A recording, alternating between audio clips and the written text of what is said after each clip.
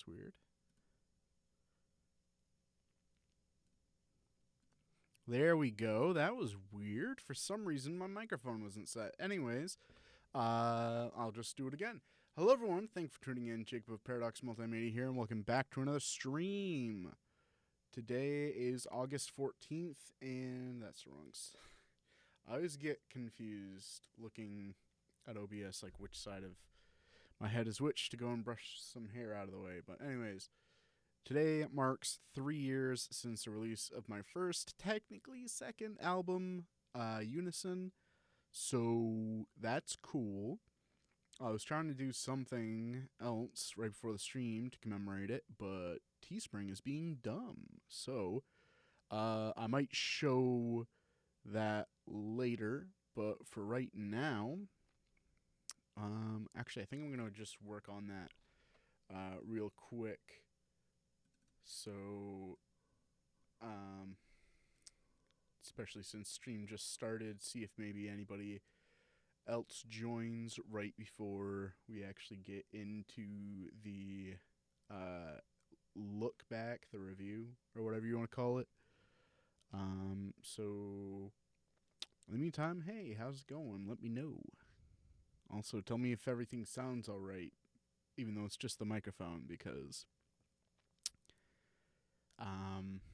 yeah, again, it for some reason reset my default mic to default, which I don't know why that's an option for OBS, but okay.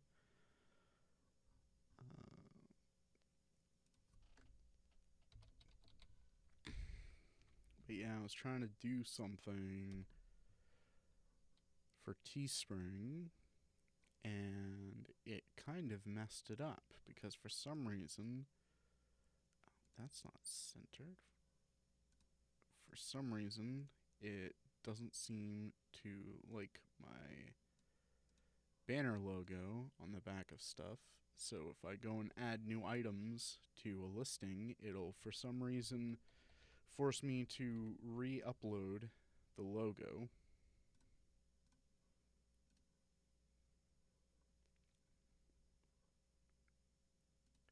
And that's kind of dumb. It really shouldn't be like that.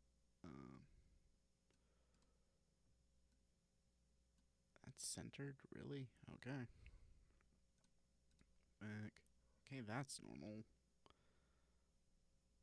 So then, is it on this one? Yeah, this one. Upload higher resolution artwork. Well, it is high resolution. You just messed it up.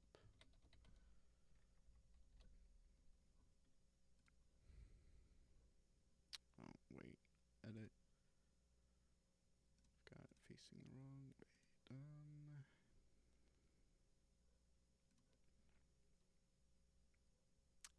Well, if there's one thing that's consistent, it's that I have no one talking to me. Thanks for keeping the conversation going.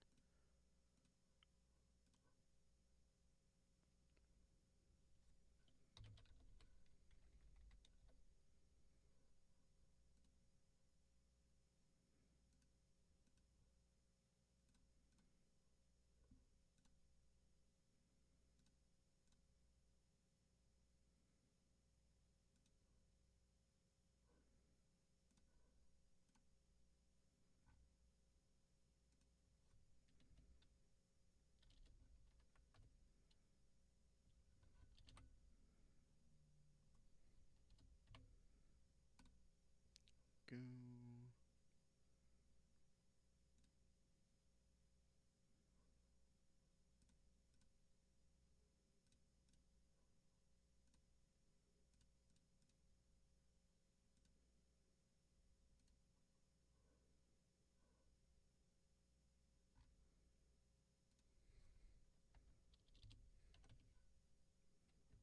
That's not what I wanted. Really?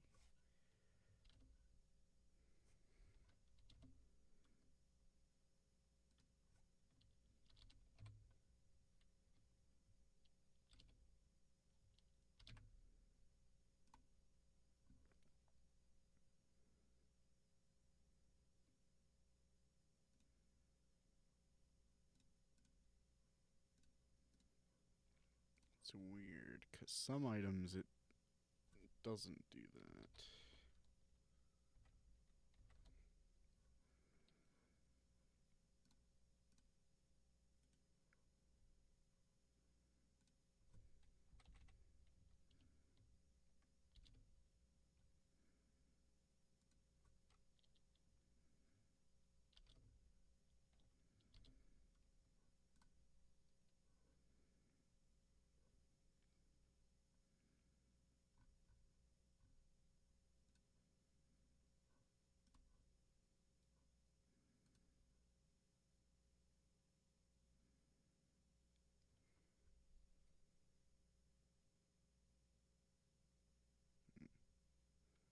Just waiting for this to do that. Oh, dropped some frames there for a sec. Don't know why.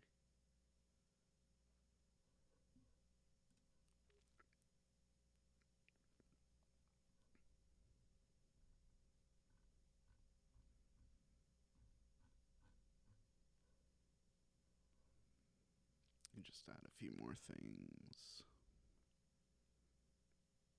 And then we'll get started. Shouldn't be too much longer.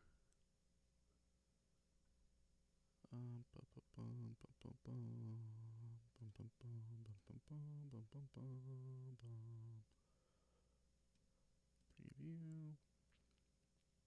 That's what it look like. Cool.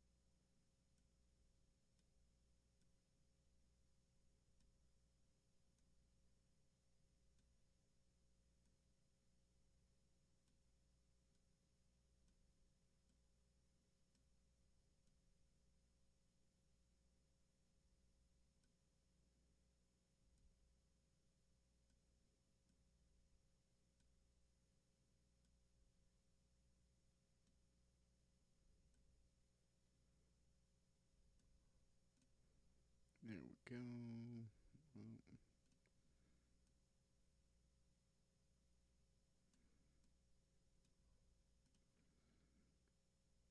I've lost it there a little bit.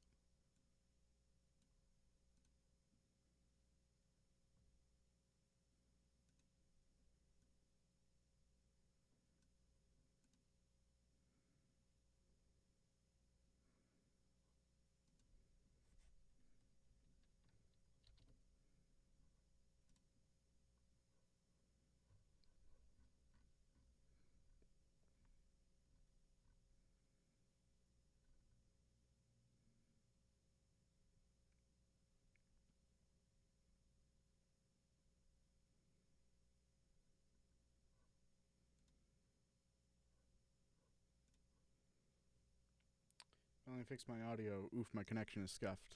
That kind of sucks, but good to hear back from you.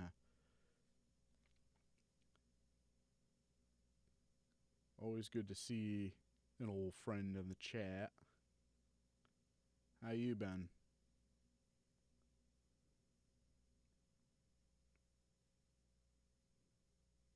Man, my camera looks so much better when OBS is small.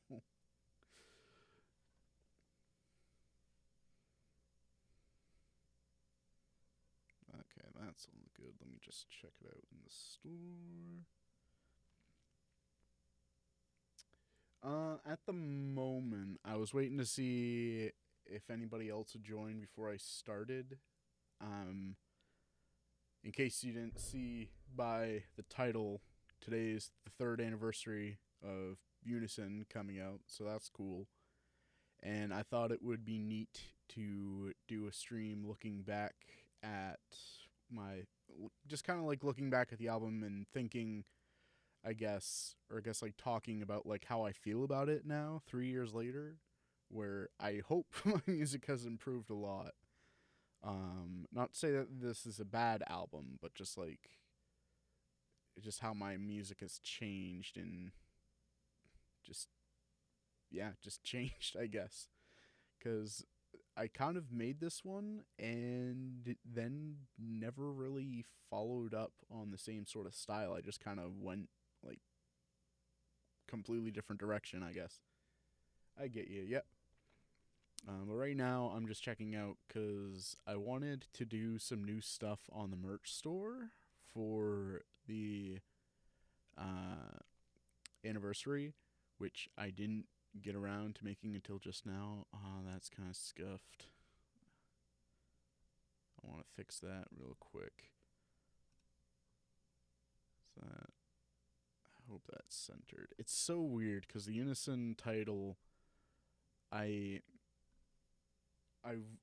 wanted to have like this effect on it where it looked like there was like spikes coming off of the text, which I used a filter called Wind to do. Music is meant to be avant-garde and expressive. Yeah.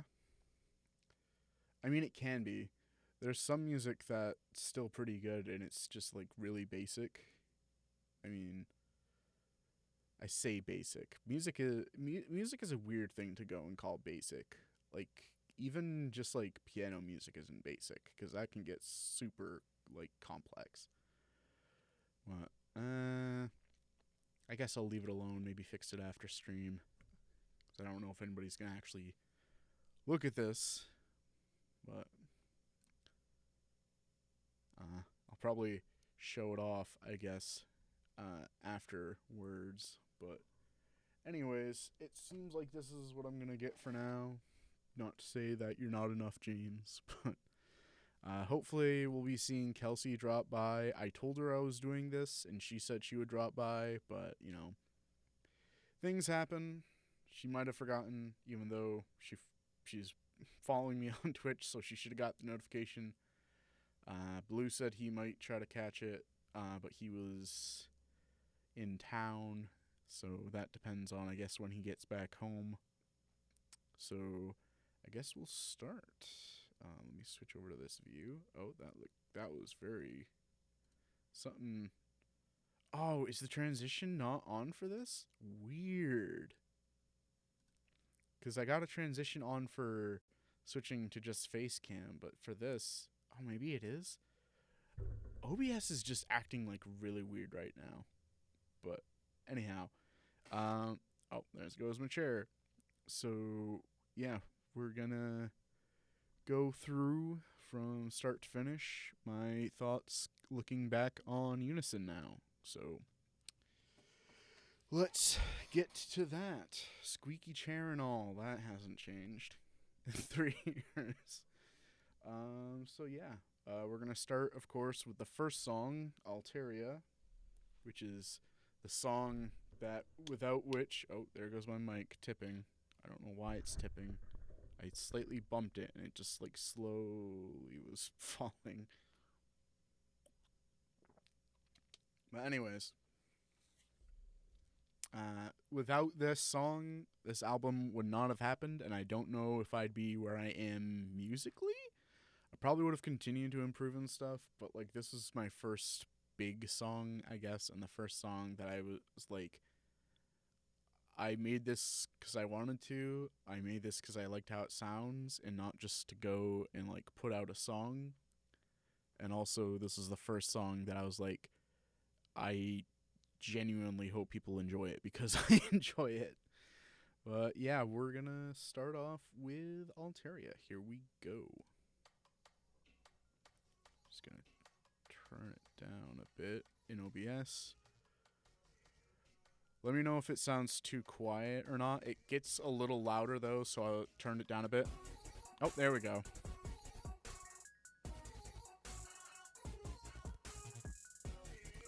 I love that bell that I added. That's like my favorite part of this song.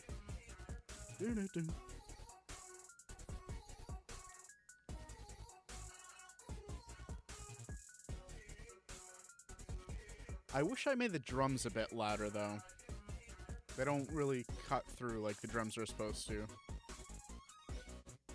I should use this visualizer again though. I like the little blocks coming off of it.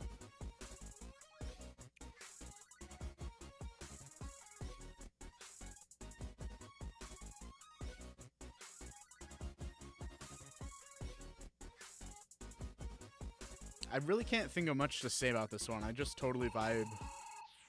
So much that changed. That downlifter maybe could have come in a little differently.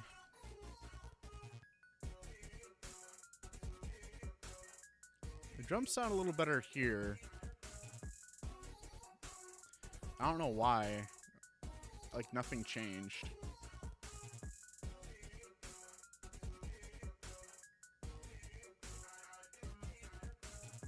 Why is it flickering?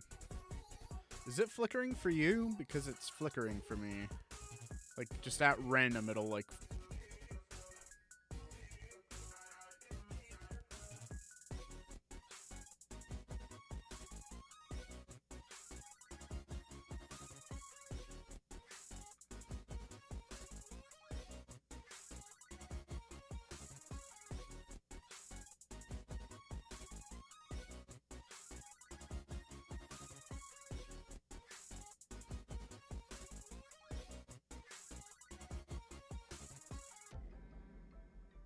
I'll have to check what that sound is. There's like this kind of like analog like synth there that was playing. I wonder what that was because I don't remember it unless it's always like played throughout this song and I just didn't realize I put it throughout the entire song. I like this riser though.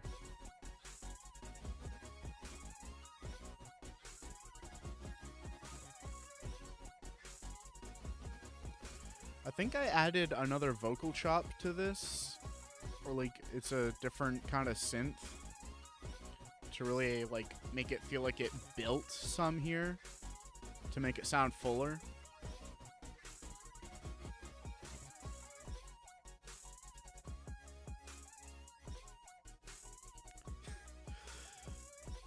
I don't remember what that sound effect is, but that sound right there. I mainly added it because I thought it sounded funny.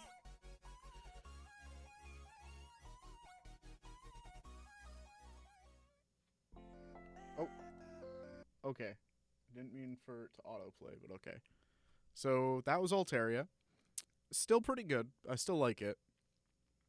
I really don't have much to say about it. I mean, it's just kind of like the song that started it for me, really. I mean, I had other music before it, obviously, but it's kind of the one that put me on the path where I am now, so just kind of a milestone song. Oh, I do like this version better, though.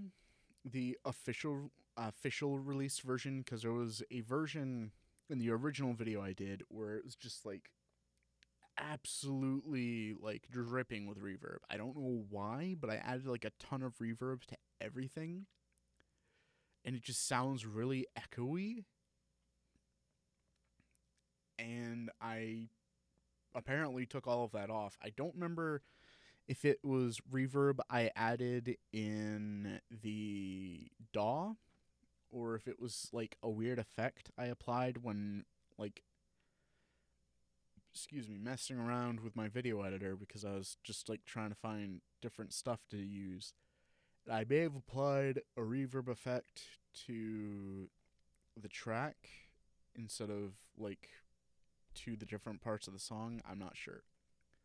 All I know is there's like little to no reverb on the like release version of the song, but on the original version there was a ton of reverb and I don't know why. I don't remember adding it, but I apparently did. So there's that. I guess we'll just kind of get into the second one of the first real hip hop songs that I worked on. And yeah, I guess that's kind of all I have to say about it before we get into it. So here is track 2, Gaia. Oh, my camera decided to fall asleep on me. I hate when it does that. Anyways, let's get into this next song.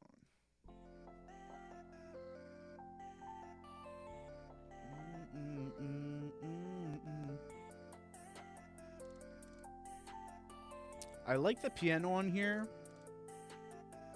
I kind of wish I tried something different, though.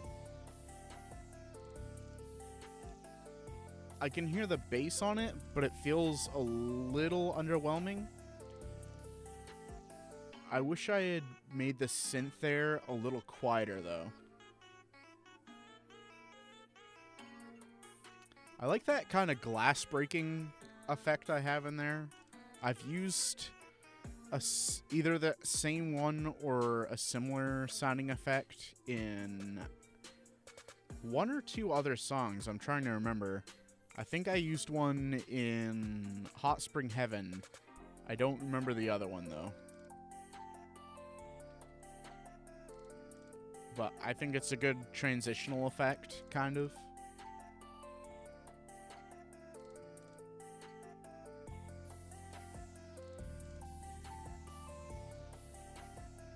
Yeah, the bass is a little weak. Like, you can hear it, but it's like all the other frequencies. Delicious cornets are being enjoyed. I'm just vibing. Okay. I'm glad. Kind of wish I mean, I got goldfish, but I don't really want to try and eat and commentate. So, I'm in a precarious situation, I suppose. Not precarious. What the heck am I saying? What is that in the corner there? Weird. Let me make sure my green screen is properly in place. Yeah, what is that? That's weird.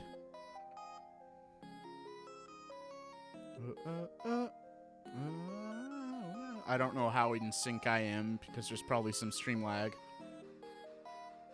All that and just general, like, delay between what I'm hearing versus what I'm trying to sing. I like that, though. I wish that faded back in a bit slower, a bit more smoothly. A bit smoother, I guess I could have just said. I don't know why I said it like that. This one, I got the melody from a sample pack. I don't remember which one it was. It was a Cymatics hip-hop pack. I remember that. I can't remember if it was the Juice WRLD inspired pack or not. Oh no, I think it was this one, maybe. I don't know. But yeah, definitely got more to say about Gaia. I almost forgot the name of the track, and I made it, and we just listened to it. But definitely wish I made the main synth a little quieter. Wish I made the bass a little louder, maybe a little more attack. Could have been a little more resonant so you can actually feel it. Looking at what I know now about hip-hop, I'm not sure if I would have tried to add any 808s in there. Because I feel like, I mean, like, maybe if I used a kind of soft 808, maybe it could have worked in there. I don't know. I would have to try if I was going to see how it would work now, but I liked the piano I used. Maybe would have used like a different kind of key instrument though, or at least like a different piano preset, because I think that was just the default piano preset.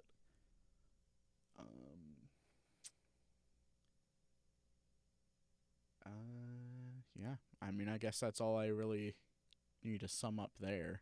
So I'm trying to think of like actual critiques to make on these and not just be like, oh yeah, I still like this song, because I mean, what's the point of looking back at it if I'm just gonna be like, oh, all these songs are still good? Like, I gotta have something to say. So let's get into track number 3 then, Raindrop. Aptly named. Nice little start there. Ooh. You can kind of hear where the sample cuts off, though.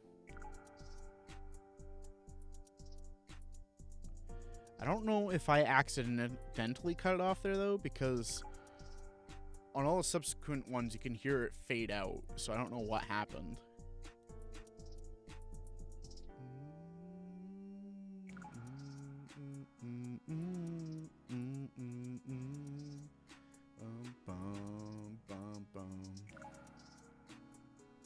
This one's really chill. I think it was the first song I made that was anywhere close to like lo-fi, maybe.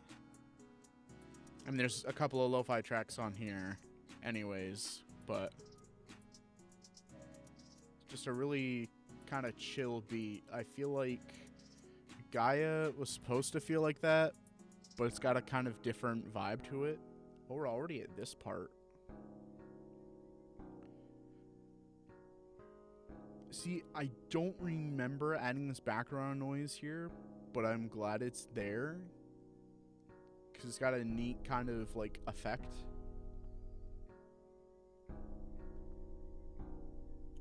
The bass is really weird here. Like, you can see it in the visualizer, but not so much hear it, which is weird.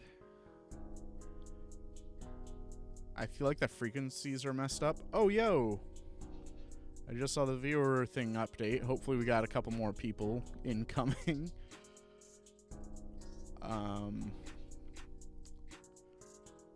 But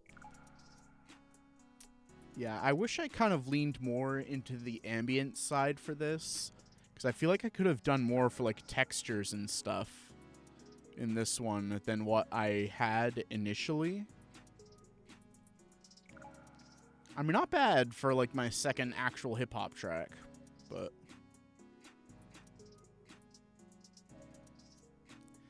I might have tried to add like something else to it too.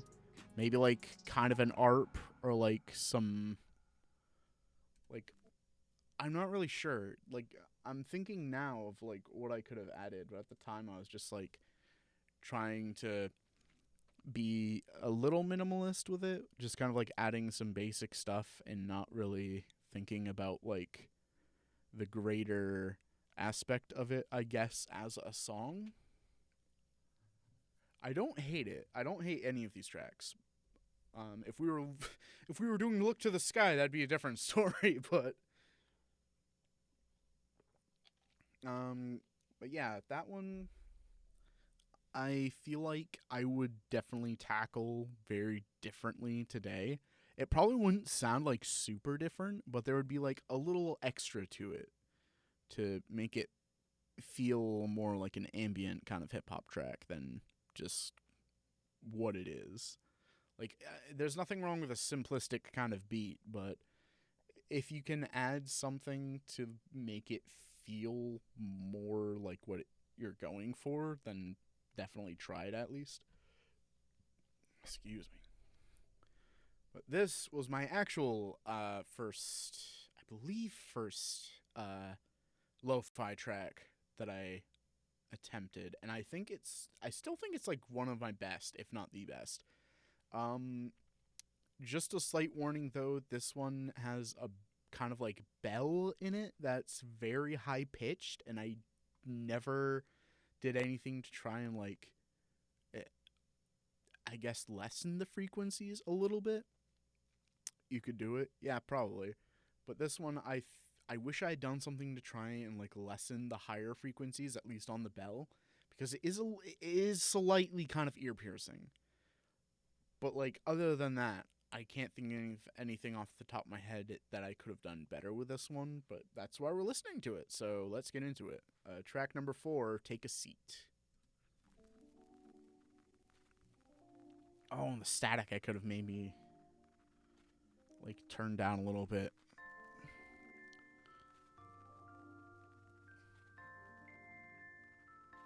Yeah, you can kind of hear it on that bell there.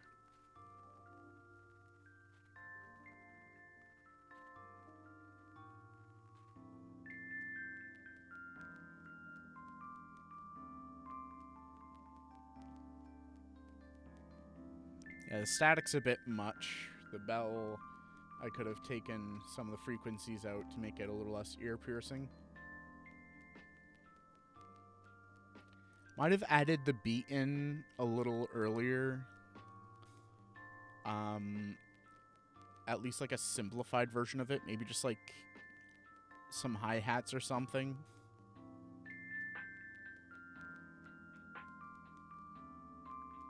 Got a little bit of a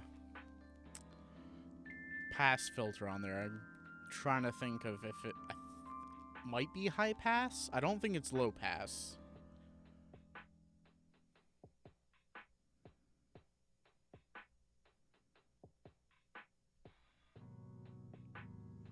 Finally, some good bass.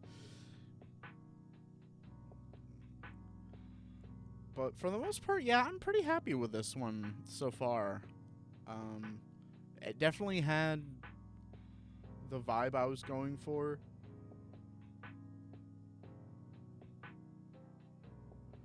Yeah, maybe not that piano in the background there.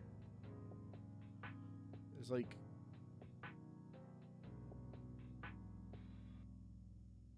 kind of some chords there, I think, but I don't think it really worked. I think it added more dissonance than I would have liked.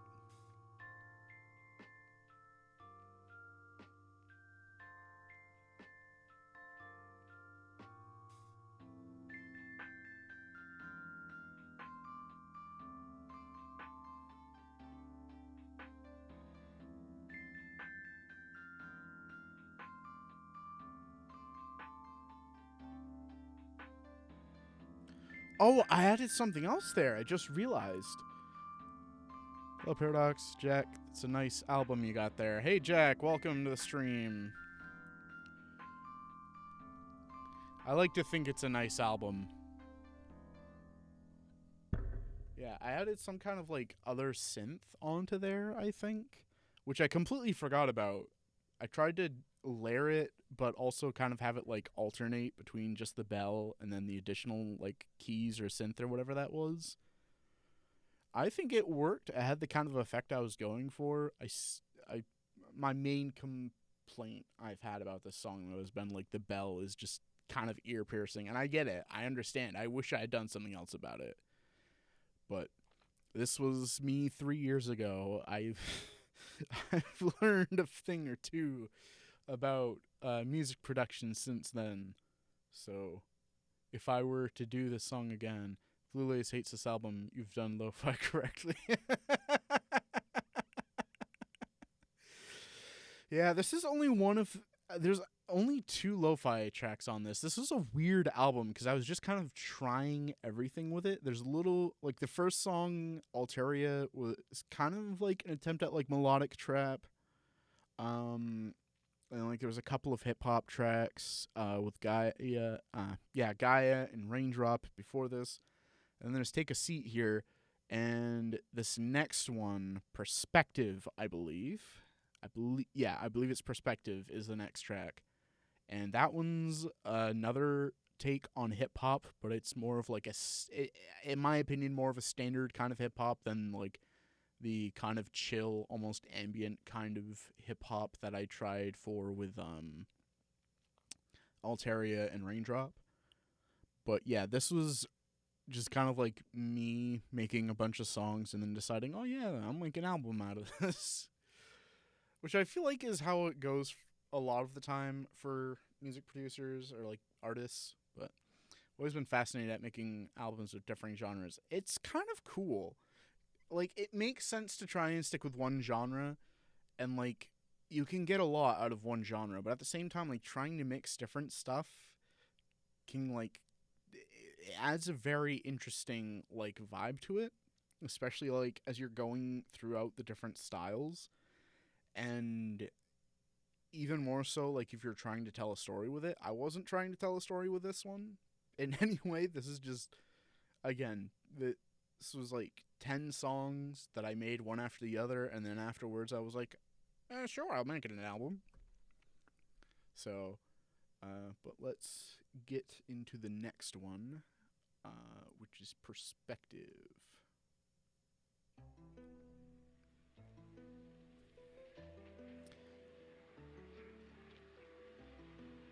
I intentionally added this kind of ambience here, and I wish I did more with it.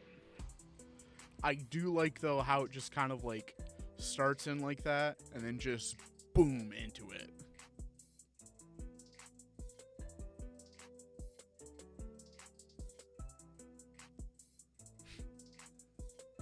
I like that little mallet hit there. That was one of my favorite parts to add. Bing!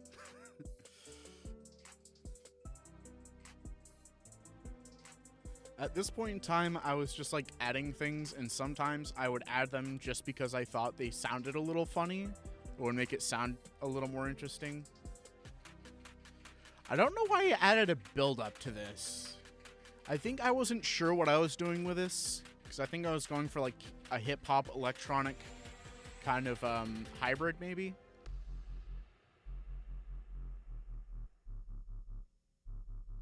There's some good bass in this, though.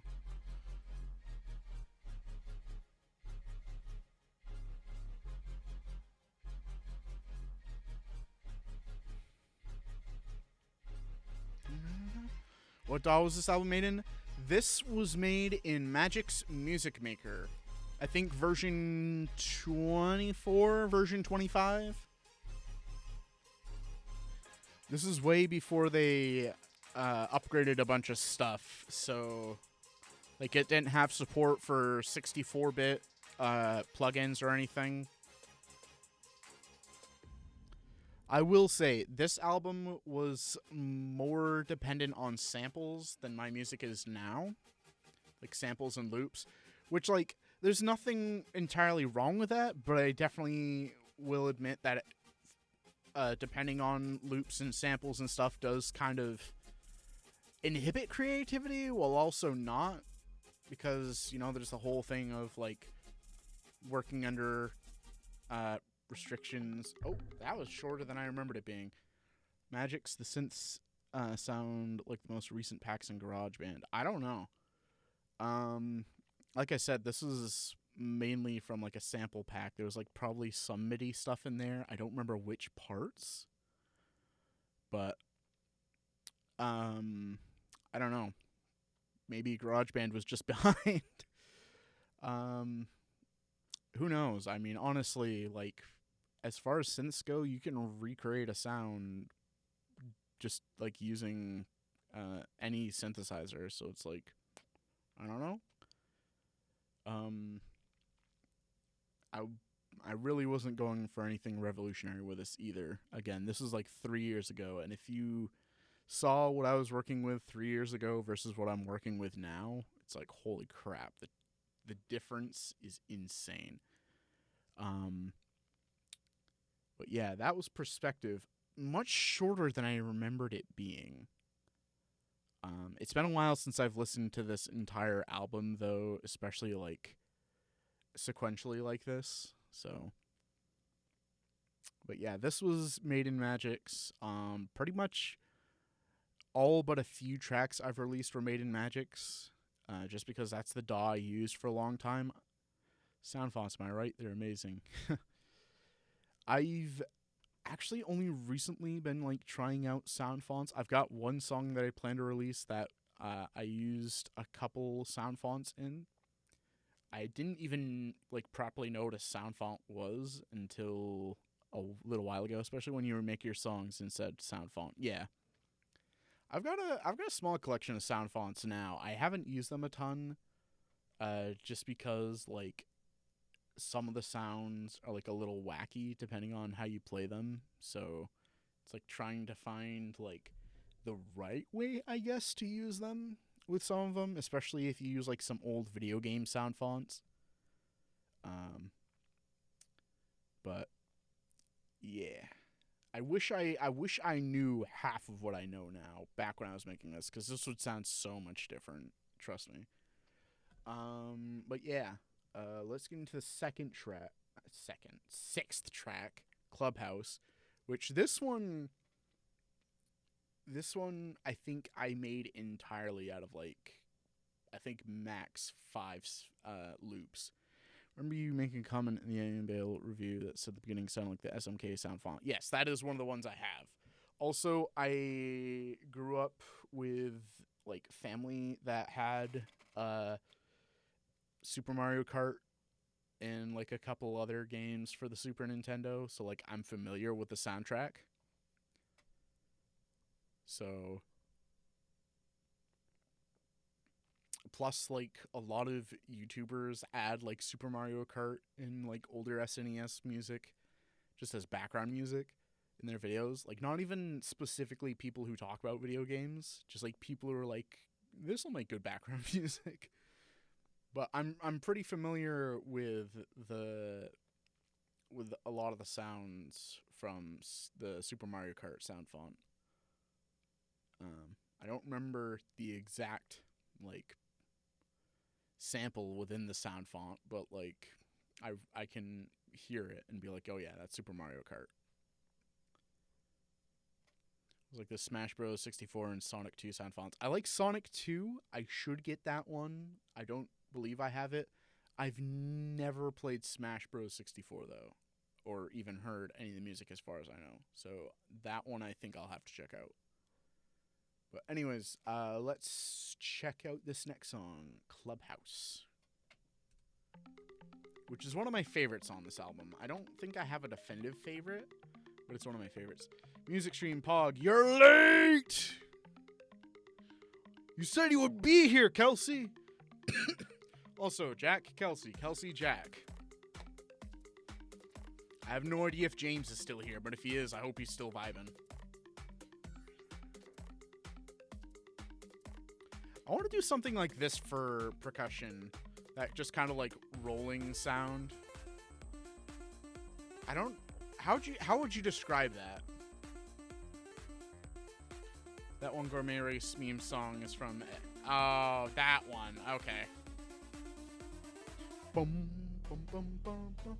I think that's one of the most effective sort of like drops I've ever done. If you would call that a drop. I think this is just like, I kept repeating an 808 here, I think.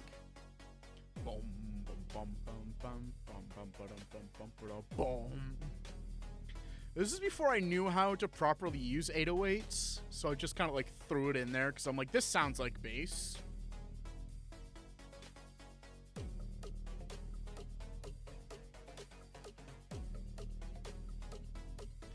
I just know that one sounds super cool.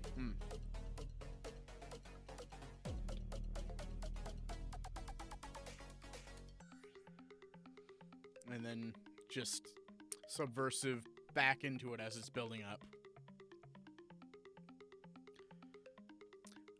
Have you been keeping up with the PMC videos, Kelsey? I think you might have seen the one I did on Jack's album, right? Amy Bell? That was supposed to be smiley face though.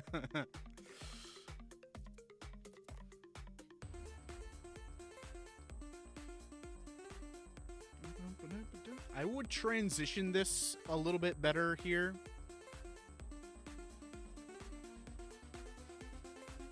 This riser is cool though.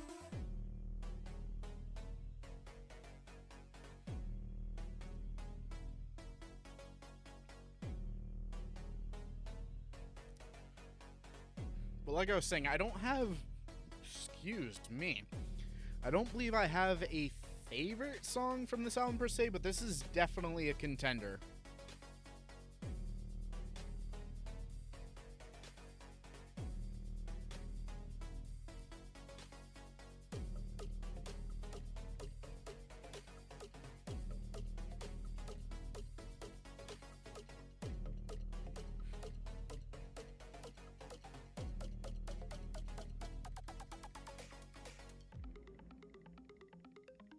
That impact there, just completely anticlimactic, climactic, whatever.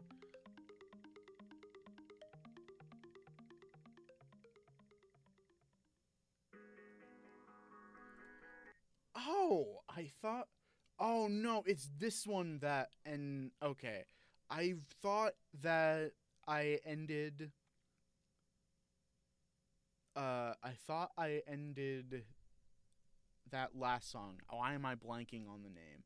I thought I ended Clubhouse a certain way, but now I remember. I'm pretty sure it was I was thinking of the end to this one, Operation Crank It, which actually was almost the name of this album. I'm trying to think. It was this, Unison, and one other name I was going to go for this one.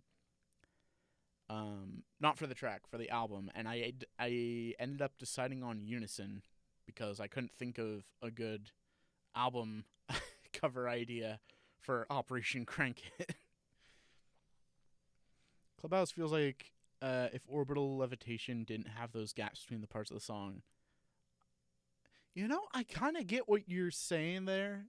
I get what you're saying. I'm trying to remember off the top of my head what Orbital Levitation sounds like, but I believe I know what you're talking about. Yeah. I wish I had transitioned from like the, I guess, bass part, the kind of verse, to like the pre-chorus, I guess, to the chorus. I'm not really sure what you would call the parts of that song. It's not a very like orthodox, I guess. The structure isn't very orthodox. It's not very like normal, I guess, especially for electronic music, because it just goes like part A, part B, part C, part A, part B, part C, part A. But, you know, try to keep things fresh with the structure, so can't complain too much, I guess. I mean, you can. I'm not going to, but this is your free, I guess, telling me to my face if my song's wrong. Maybe a boomer after the riser could have been a little bit better, in my opinion. By boomer, do you mean an impact? Or, like, what do you mean a boomer?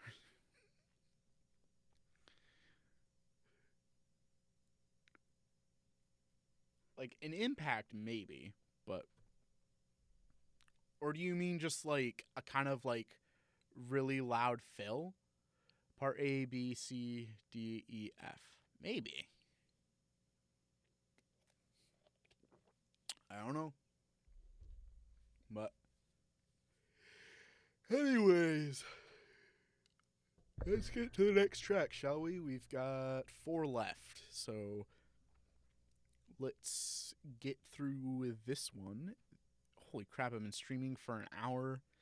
I meant impact. I don't know why I said boomer low. Okay, I'm calling them boomers from now on. That's incredible. Hang on, Brandon. Let me add you to this track. Boomer.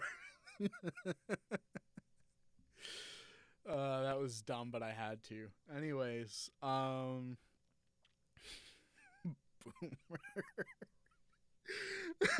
It's not even that funny, but it makes me laugh. Anyways, track number 7, Operation Crank It. Let's do it. Right off the bat, I love this guitar. This is like one of my favorite samples that I've used in this entire album. The drums definitely cut through in this one. By which I mean you can actually hear them. At least I can hear them. This one, I think if I didn't call this Operation Crank It, Clubhouse might have been the title for this one. Because this has that very, like, bouncy club kind of vibe. I think the reason I called Clubhouse was because I'm like, it's got a club vibe, maybe a kind of house vibe. Me at a sub bass, okay, boomer. Maybe. On this distorted guitar here, love it.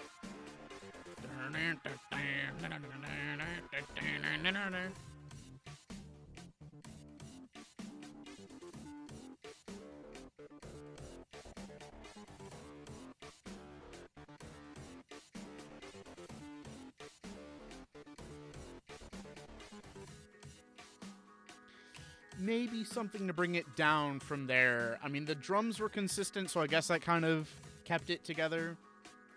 But what should I add to this track, man? I think there should be a boomer, maybe some Gen Z stuff too. What about a Gen X? Nah, I don't think so.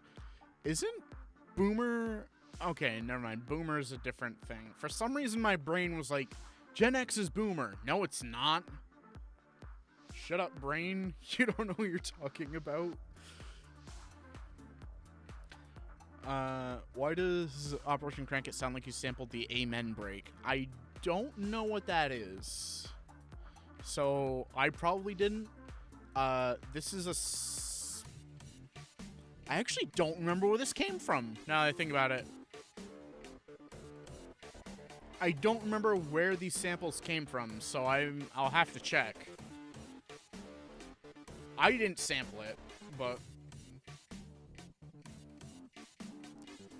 Oh, by break, do you mean, like, the drum break? Or what do you mean?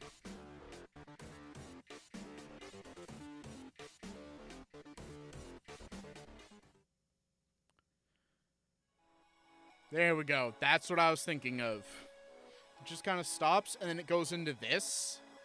Like, just kind of like a victory lap, I guess.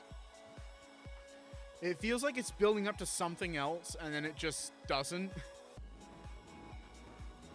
This, if you've listened to Heart Racing from Look to the Sky, this was like the precursor to that.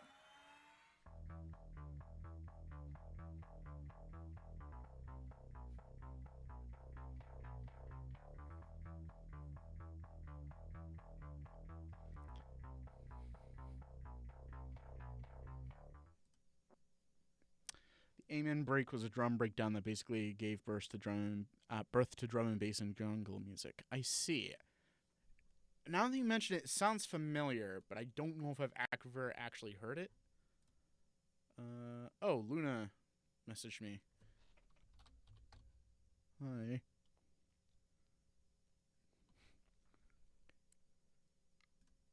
We'll see if she replies back, I guess. But that's kind of cool. I feel like I knew that, but I also don't fully remember. There's a lot of things like that for me.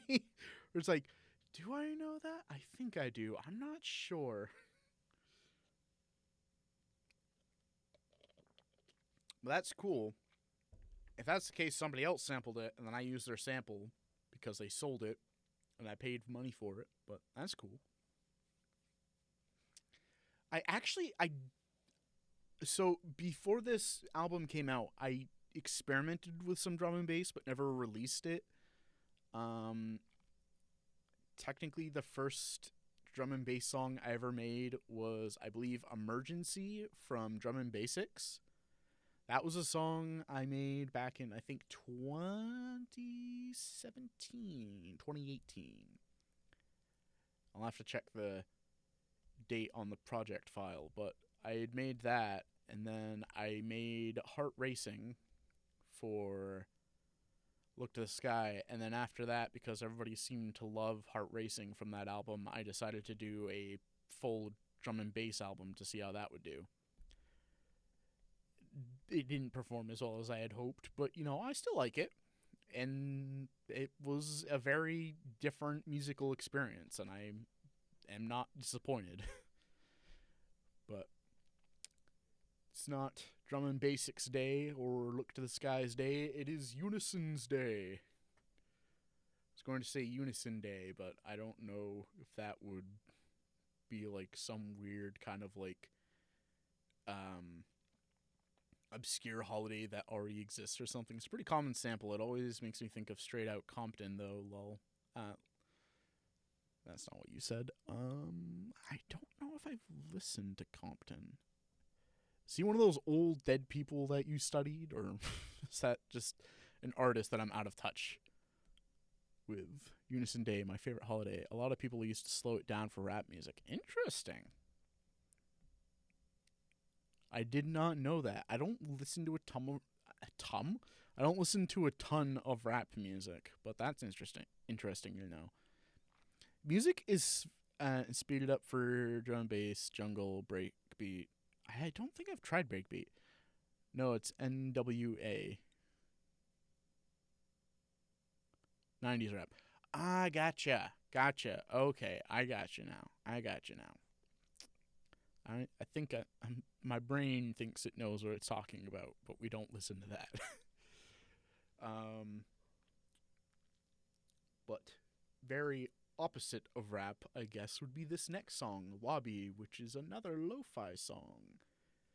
Without the ear-piercing bell, if I remember correctly. So let's check that out.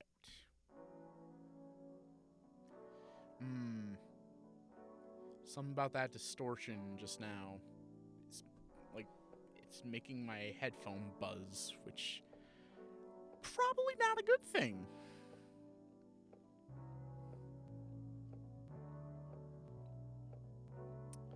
Maybe we're to turn the bass down a tad on this. I mean, at the same time, I don't feel like there's really much else going on in the low end here, so, like, I guess it works.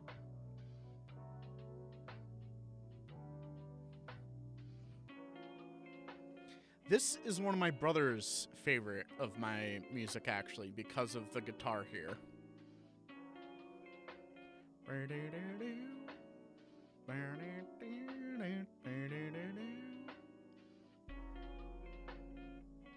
Luna's messaging me.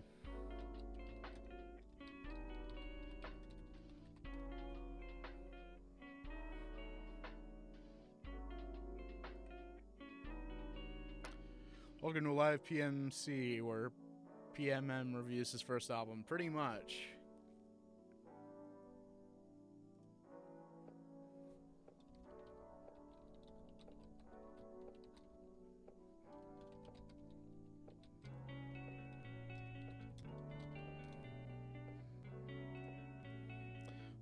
Oh, man.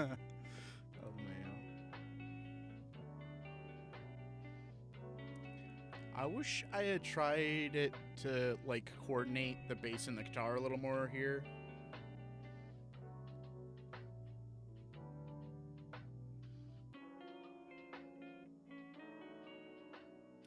I don't remember what I did for the drums for this.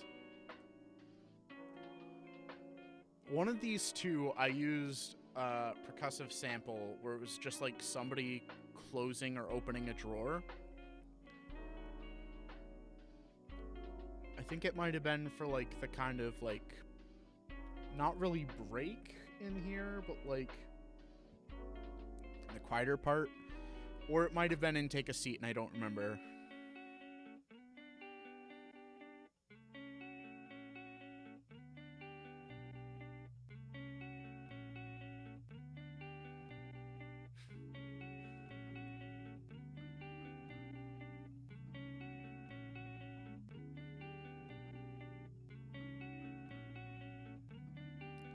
There's some weird mechanical sound that was there for a sec. I don't remember adding that part. That's weird.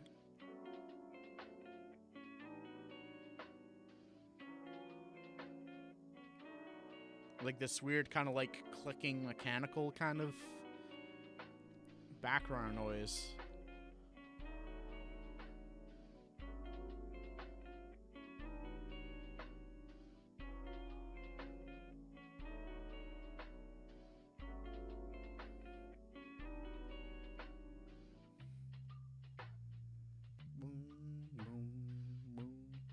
Don't worry, kiddo. Everyone has a song with the bells shatter at the listener's ears at least once. I've yet to hear one from Kelsey. And that's like 90% of her stuff. Before we get into this one, which, if I had to pick a favorite, I would probably choose this one. But anyways, Kelsey uses a lot of bells and like softer sounds in her music, which I would highly recommend. I keep meaning to do a PMC for it. I was going to do it with a guest as a first because I wanted to see, I wanted to go through and critique it, but also I wanted to have somebody who had never heard Kelsey's music before and see what they thought alongside my thoughts. They sound sparkly, indeed. But he kind of fell through, or rather, I kept asking him, and he was like, "Oh no, yeah, sure, let me know." And I let him know, and then he was never available, despite saying he would be available. So it just never happened. That's why we haven't had the Do What You Lovely episode of Paradox Music Critiques. Standing Unison. Unison, the name of the album, roll credits. After the 10th song, there's one more song left after this. But this is kind of where the album name came from, of course. And I think I explained to Kelsey partly about this one, because all the other ones, it's probably for the best. They're so old. Well, I was going to go over the portfolio, just because I believe that's where the original Waste of Time was from, and then also Everything But the Kitchen Sink. And then I was going to do a separate episode for Game Over.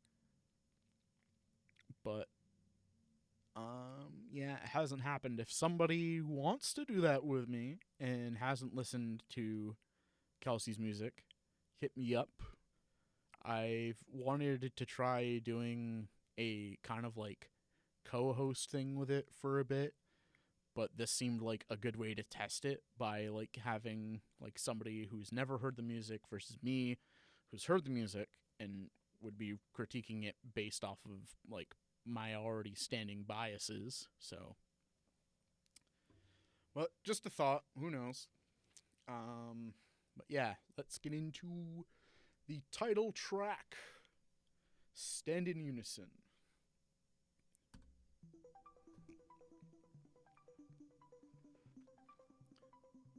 I think this is the one song on here that's actually got like an unspoken message to it, I guess.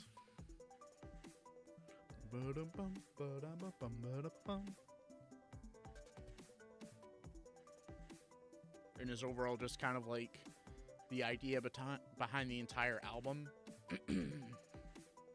Even though it was one of the last songs finished.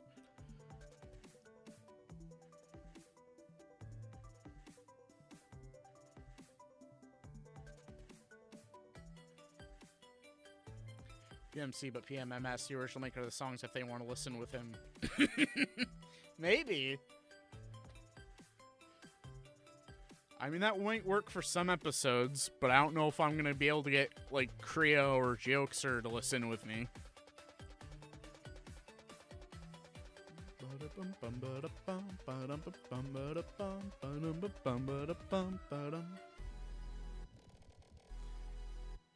Yes, PMM listens to beginnings with Soundwave. Maybe not.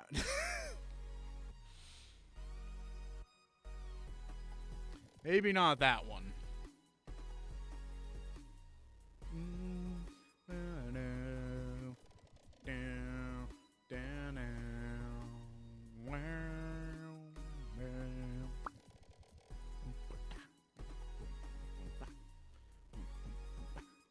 Ooh, that bit crush sound there is nice.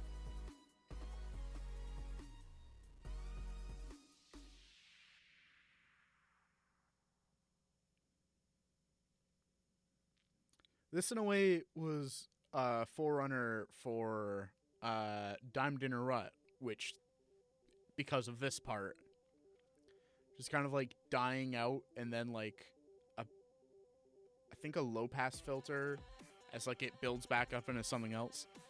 Just saying something like that. Just replace the producer and album. Maybe.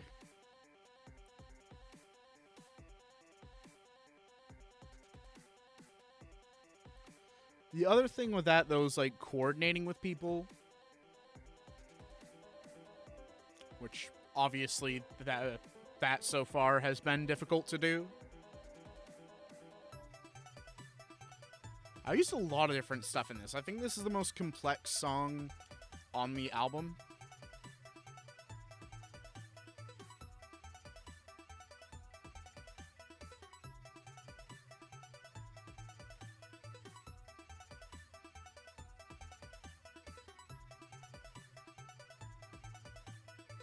I like the back and forth on this kind of pluck here.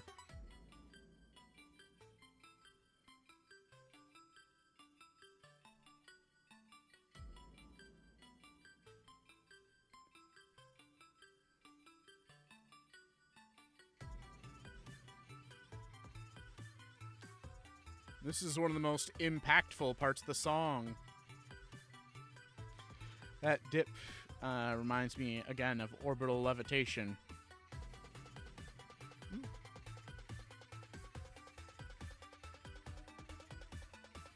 Similar idea, different execution. That build-up could have hit harder.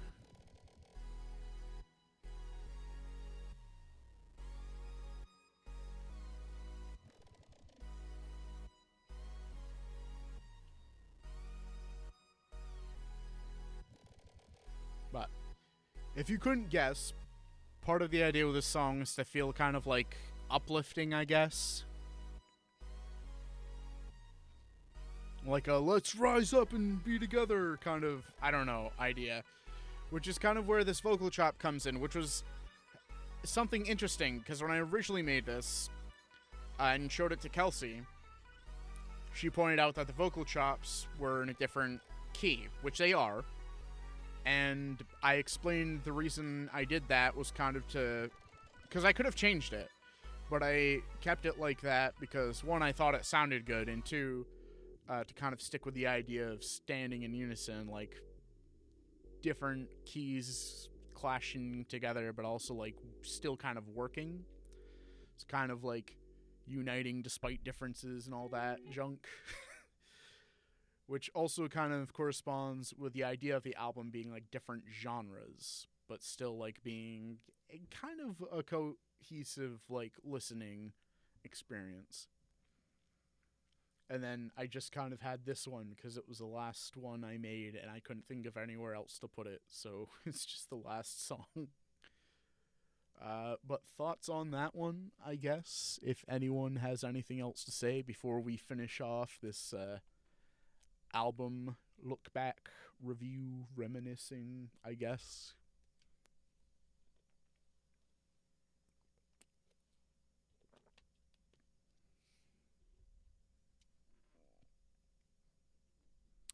Also, I was thinking, if the project files aren't like completely messed up because Magix is Magix, would you guys want to see what those look like afterwards?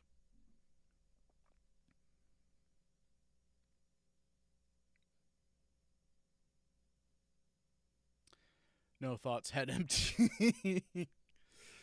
Default state.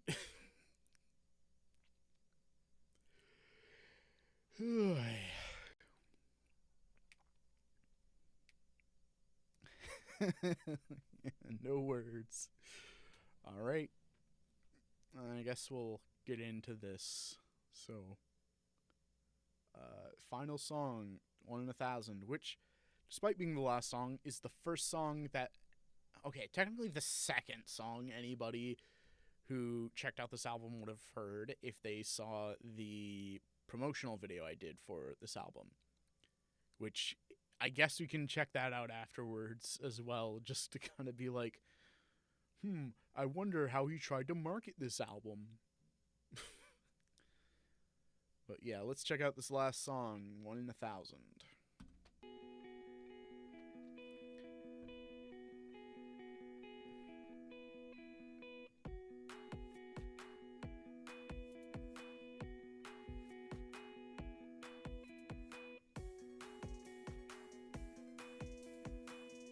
Listen to the entire album. I am! Thanks, me!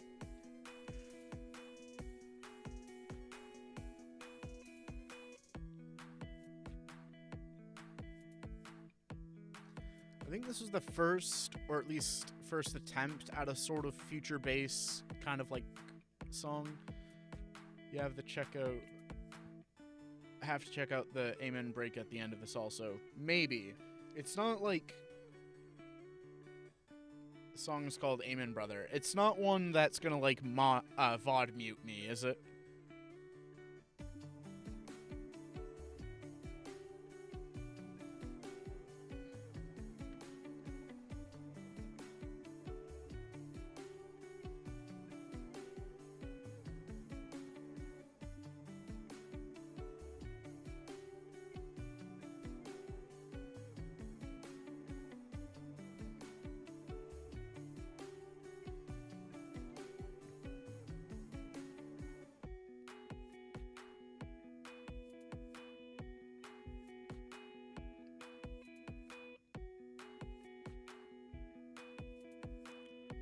I feel like this could use something for bass. There's not really any here.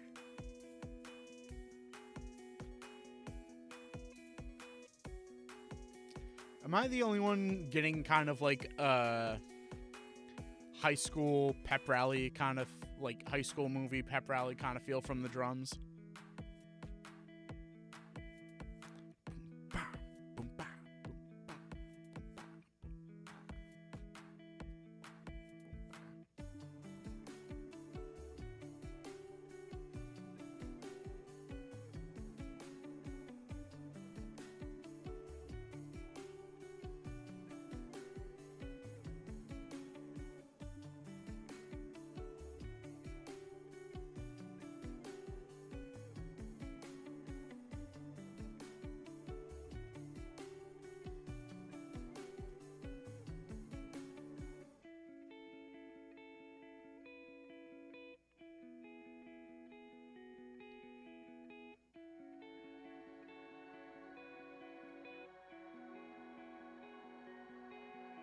How do you like that, huh?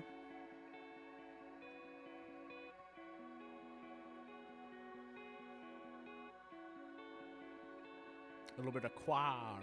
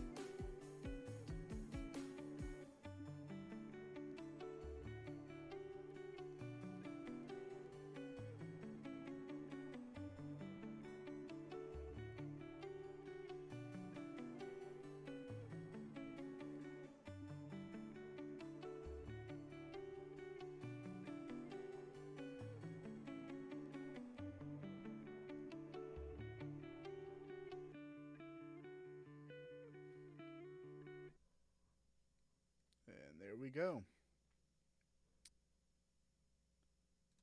That was all of Unison. I really don't have a ton to say about 1 in 1,000. I don't think I would have done anything differently. Maybe like some slight like difference in the mixing, maybe, but probably not a lot. Let me go back.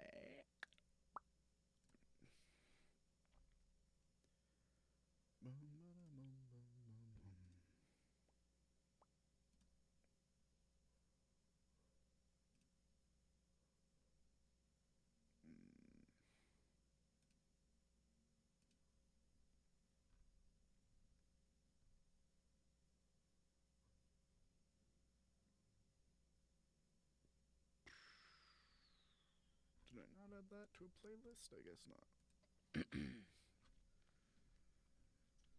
So, what would you all say is your favorite song from Unison?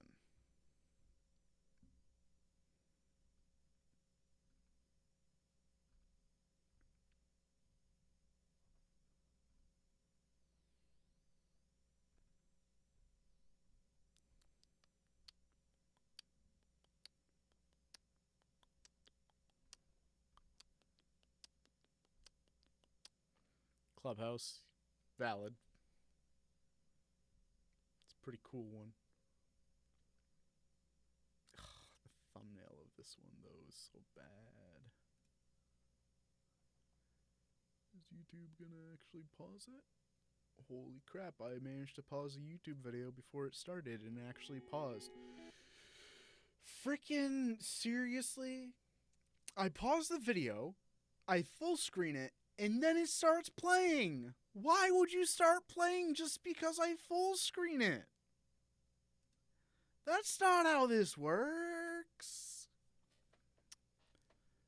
Anyways, here is how I tried to get people interested in pre-ordering my first album like a week before it went up, because I had no idea about how to plan a release. So this was how I tried to present Unison to the world. Hey, Jacob of Paradox Multimedia here. My mic is so bad. One of 10 brand new original tracks from my new album, Unison.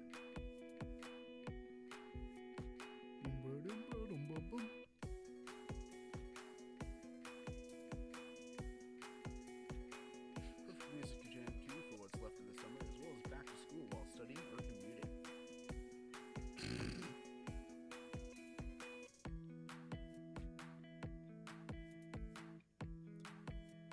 I will say, Unison now on Google Play Music, iTunes, and Amazon, and stream it on Pandora and Spotify starting August 14th.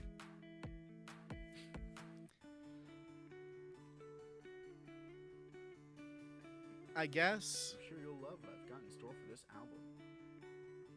I didn't properly mix my audio and videos at that point in time, so, you know, that was something.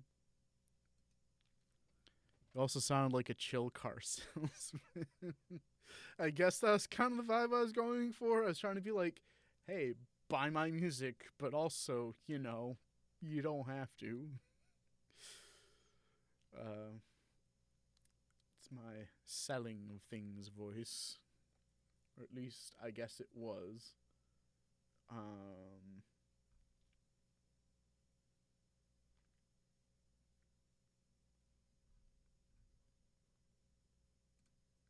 But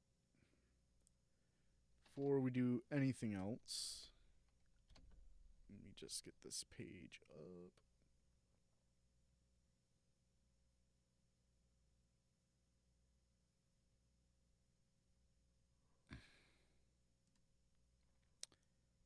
It's plug time. Buy my merch. I need money. I made new stuff, but for some reason, Teespring was being really dumb, so I couldn't add anything to the existing Unison merch. It legit would not let me add anything new. So now there's a new Unison shirt that looks slightly different depending on how you're looking at it. Listen to Amen Brother. I will get to it. I am shilling right now.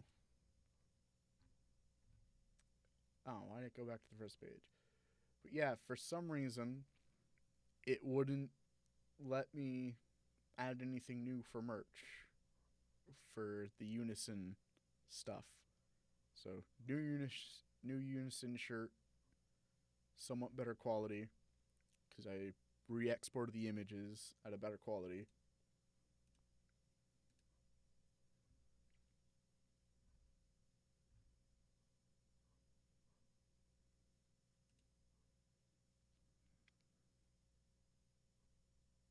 I spent time on this, dang it. Use your car salesman voice to plug your merch. What we got here is something that you can't get anywhere else because I own the project files. So I have rent to pay and I worked hard on this merch, dang it. So buy some. Unless you want me to get close to the mic, which I don't think people will be very comfortable with. Why does it look so much worse with the green screen on here? Like, you'd think it would look fine, except for the green in the logo, which looks awful. Looks like there's just a big hole in my chest.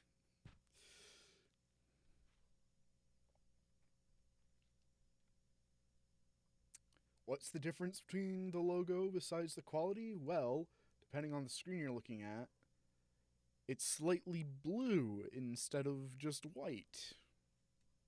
Because there was a filter I used in Photoshop on the artwork that I turned off for some reason when I originally put this up. Also, if you're wondering why it looks lopsided, it's because Teespring also didn't center these properly, and I need to fix them.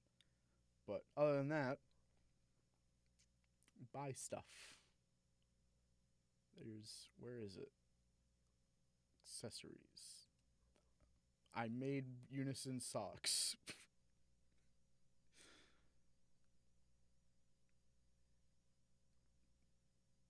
Is that it? The sandals aren't showing up. I also tried doing sandals. They call them slides for some reason. Also, if this is the first time you're seeing any of this stuff, this is what the gem stuff looks like. Nobody's bought this yet, so I don't know if it's actually that bright IRL. Unison socks. Yes, Unison socks. Buy them. This hoodie, because Teespring is really weird bottom text. Because Unison is really weird. Not Unison. Because Teespring is really weird about colors of stuff.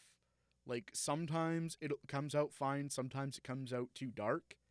So I made this insanely bright with the regular colors in the hopes that it would look halfway decent when it comes out, depending on whoever buys it. I haven't bought it. Nobody's bought it, so you should.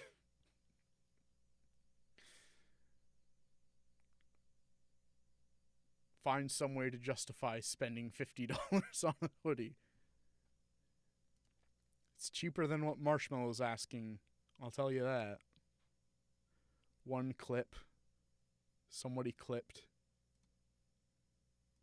I'll have to check out the clip later. Alright. Yeah, I'm on the StreamVod account for YouTube. Because I was uploading some streams earlier. Still haven't gotten everything up to date. I think I just started getting through June streams. But I don't think I did many June streams or July streams, so I should be up to date soon. It just takes so long to upload them. Even on my internet. Let's see. Ooh.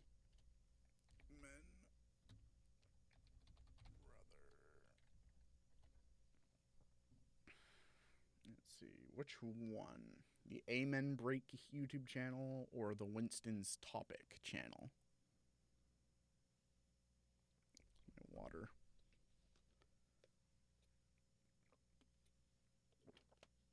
Also, again, is this gonna like get me a copyright claim / like VOD mute thing?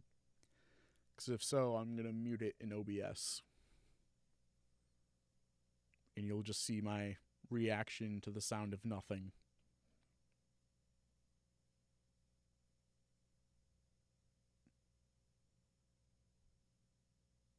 Handsome me. 2 clips. That's more clips than I've ever had.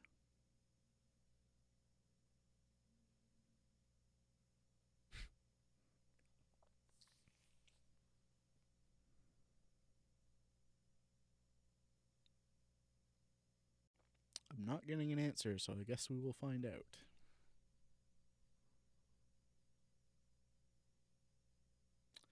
$19.69. Wow, that's old.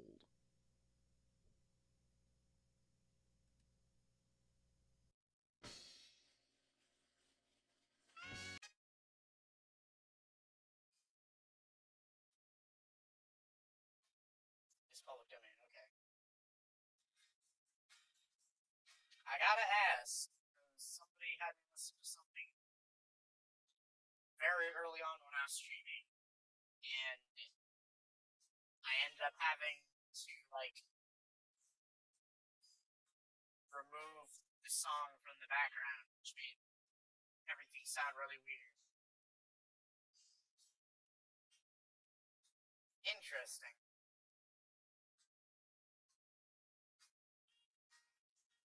The organ gives it a very gospel-y kind of feel, which I guess is kind of the point since it's called Amen, Brother.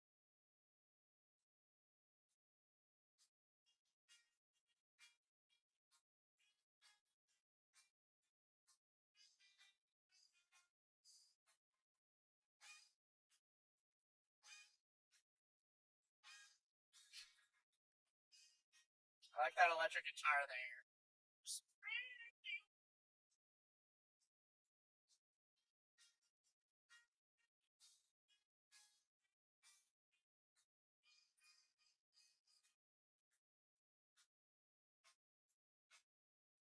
I see.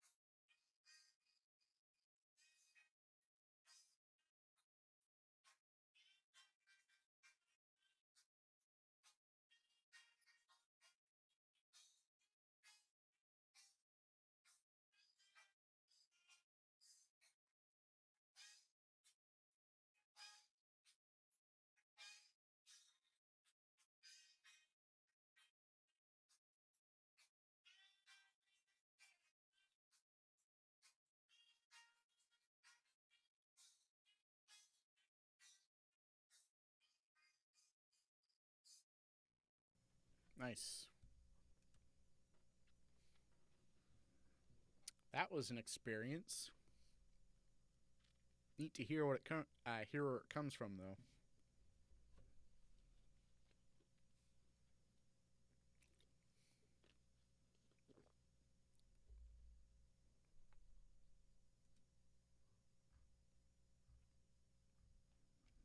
March. I made swimming trunks. Samplers looked at that 6-second break and when it's free real estate and sampled it over 4,500 times. Wow. It actually sounds like from that break there, I can hear a little bit in the opening like fill slash like break that I used for which one was it? It was one of the drum and basics ones.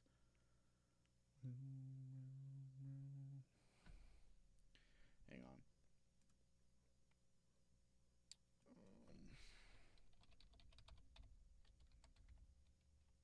Yes, Parados MM, your favorite operating system.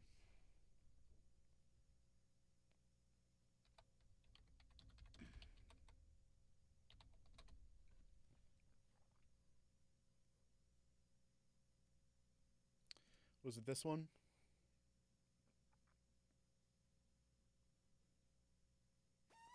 Nope, not that one.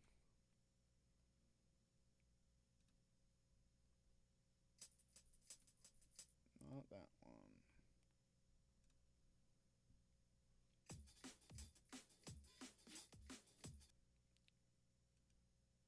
Kind of. Yes, this one, Kilobyte.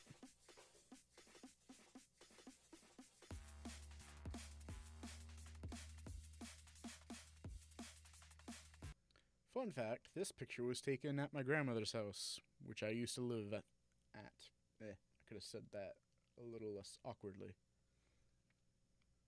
I just grabbed my bass, snare drum, amp, and MIDI keyboard and just threw them in a corner. And I think I took like 200 photos, just like of different angles which was hard to do because, like, just off camera here, there was a bed that they had shoved just, like, there.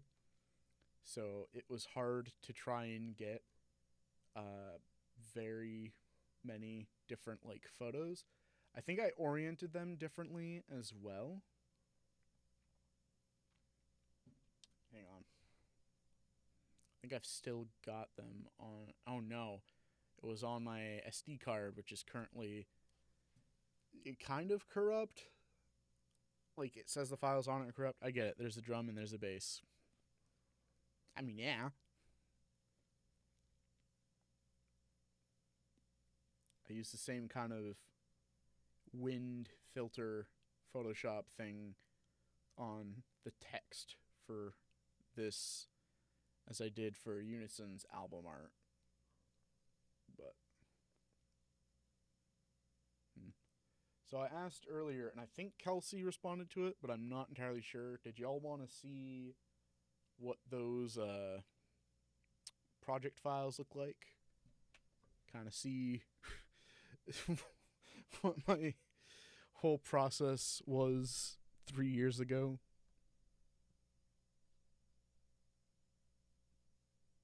Just expose myself live.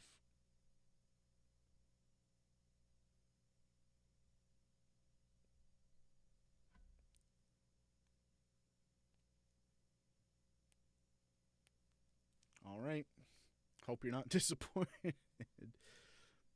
me switch back over. Give me the nerd stuff. Hope you're not disappointed, because I'm going to tell you right now, it's not going to be anything super impressive. Why on earth can I not get... For some reason, my taskbar was being really dumb all of a sudden and just not opening. What do you mean it's already started? It wasn't already started. It wasn't even open. Ew.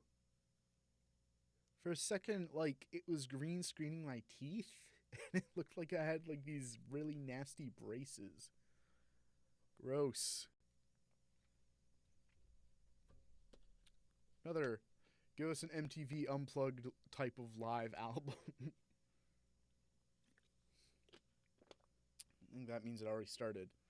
Well, ordinarily, if it had started, but I clicked to open it, and it's acting like, hey, you've already opened it when I haven't.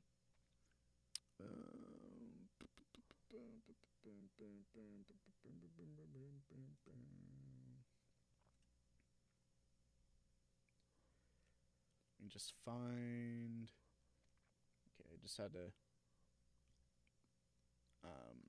hide this, the thing, the window capture, until I find this thing. Where is it?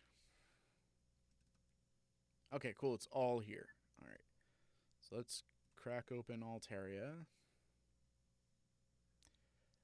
Of course. Hang on.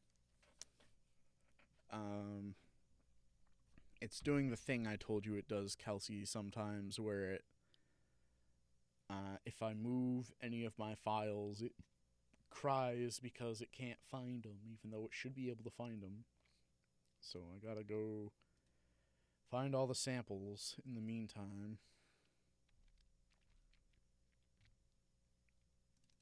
Anyways, how are y'all doing today on this Sunday of all Sundays?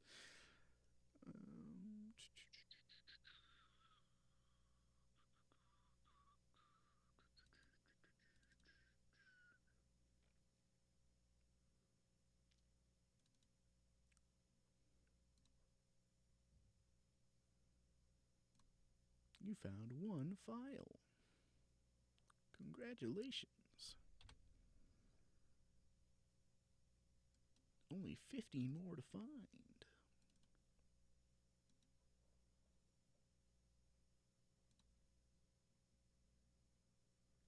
Doing good. I got the day off, so it's video editing day. Nice. Does that mean you didn't have any I guess, teaching sessions today. Making a vocal album after so long.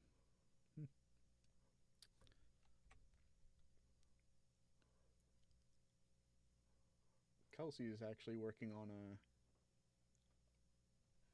Would you call it an EP? I think it's an EP, isn't it, Kelsey? The one you've been working on stream?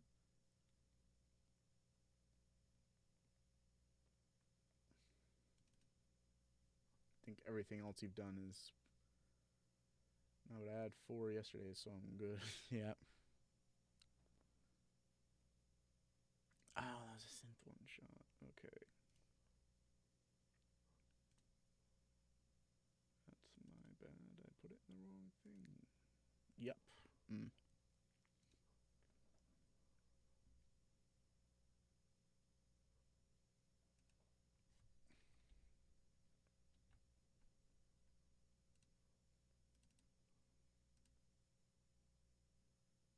Nice.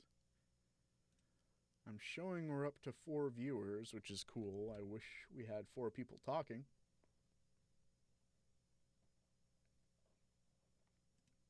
Watch as that drops. Because, oh no, you demand I take part?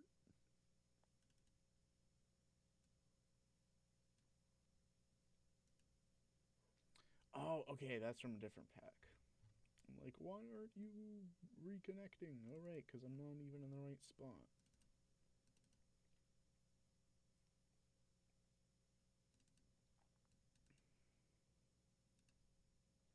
Be more annoying just to wait. Be annoying enough for the other 2 people.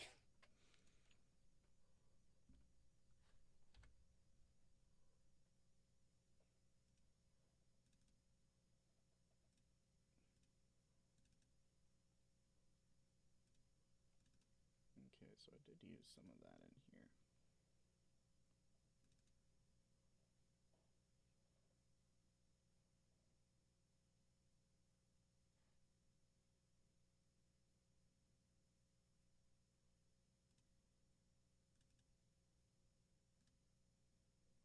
Okay, I'm on it.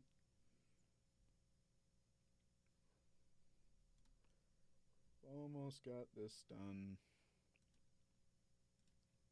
It's just a pain in the butt. Oh, I've got some stuff I gotta extract later. New samples and stuff. I have way too much stuff. But I'm gonna use it, darn it. Plot twist, the other 2 people are my other accounts. If that's the case, boo. I appreciate the viewership, but I'd rather it be real people. Question for chat. If we have sodium in our bodies, and that's salt, and a good portion of the minerals in sand are salt, are we all just sand castles? I mean, if you put it that way, eh? I mean, I guess then that poses the question, if you add enough salt to anything, does it become a sandcastle?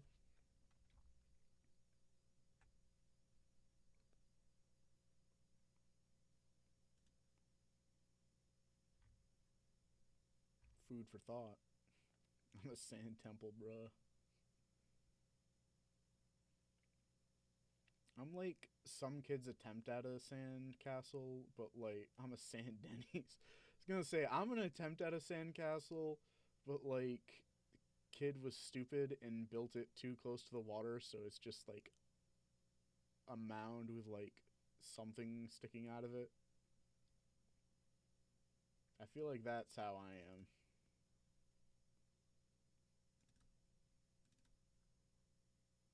It's like asking if we're 70 to 80% water, why don't we evaporate? Well, no, that's different. Because, like, yeah, we're 70 to 80% water, but, like, that was my next question. There's so much of us, and the water is, like, distributed in so many different ways throughout us. It's not possible for us to just normally evaporate. I mean, we could evaporate, or at least most of us, but the thing is, our bodies don't normally get to the point of being evaporation temperature. Our bodies only get up to like 96, maybe a little over 100 degrees normally. Fahrenheit, obviously. Like, if you doubled your body heat and then some, you would probably evaporate, but you'd be dead long before that happened. Like, holy crap.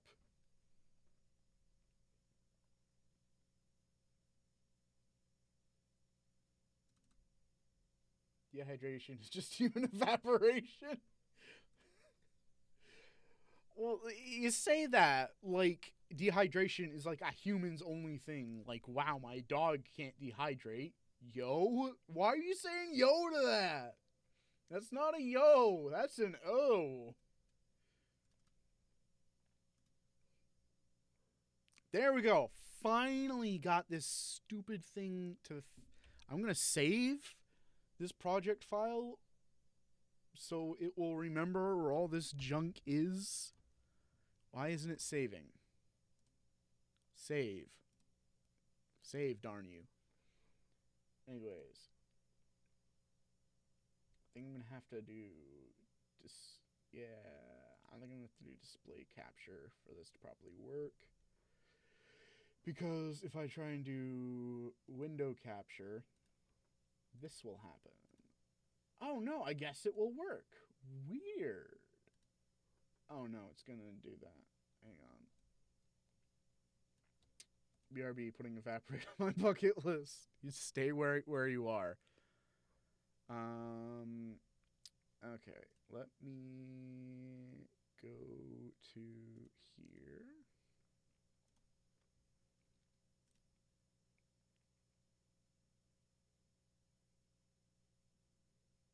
Just making sure it's not going to be weird about... Okay. Oh gosh, this was that version. Okay. I gotta find out what the heck is going on with that. Because there is a ton of reverb for absolutely no reason, and I don't know why.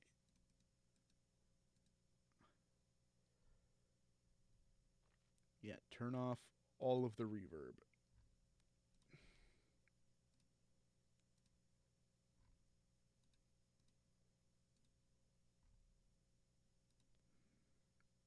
I don't know why I turned on reverb on all this stuff.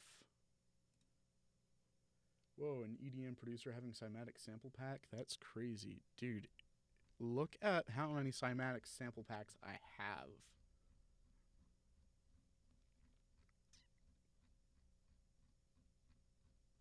I'm still going.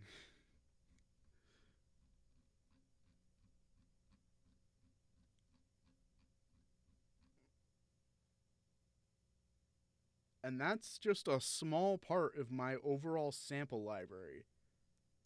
I have like over a terabyte.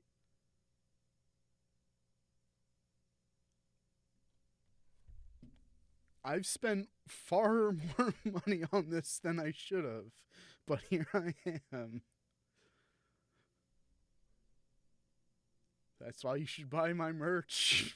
Plugging again. But anyways, I make enough money now from my day job that I'm not like financially not decrepit. Like, I'm not bankrupt because of this, but like over the years I've spent more money on music stuff than I probably should have, at the very least on like sample packs and stuff.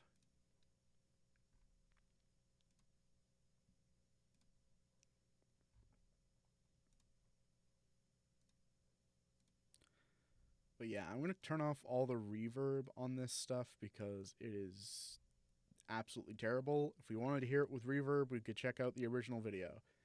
Buy his merch so we can get another terabyte. It's not even like you're a boomer, but you're not decrepit. It's not even like a terabyte of Cymatic stuff, though. Like, let me go over here.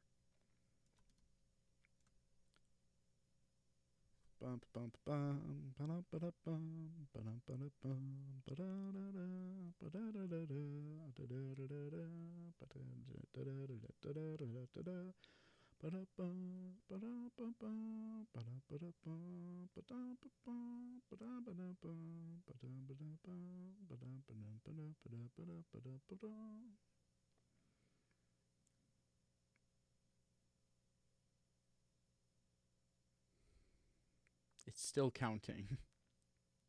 I love jazz. I know, that's like half your thing, jazz and synthesizers. Okay, it finally stopped counting. I have about 230 gigabytes of cymatics.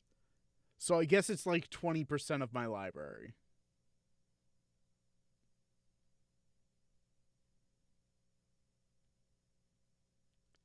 If you like jazz, check out this song called Amen, Brother.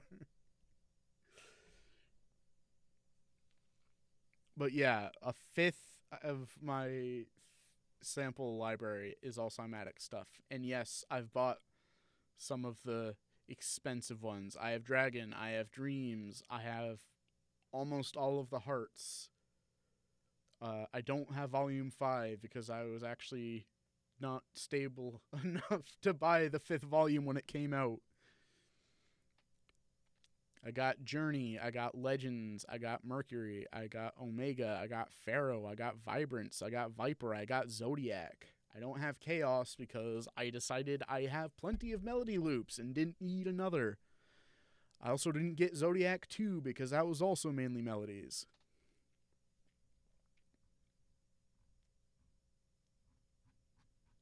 And believe it or not, I've still got a couple of packs that I haven't extracted. So, should buy Dead Mouse's Chimera sample pack? Maybe. I've actually, well, no, that's for another stream. Anyways, this song is made from the Trap City sample pack here.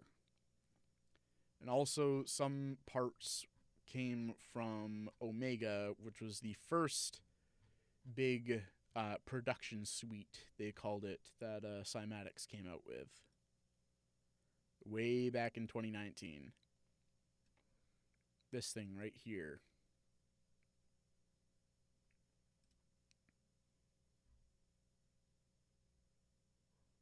But anyways, does any of this stuff have reverb on it? Doesn't seem like it.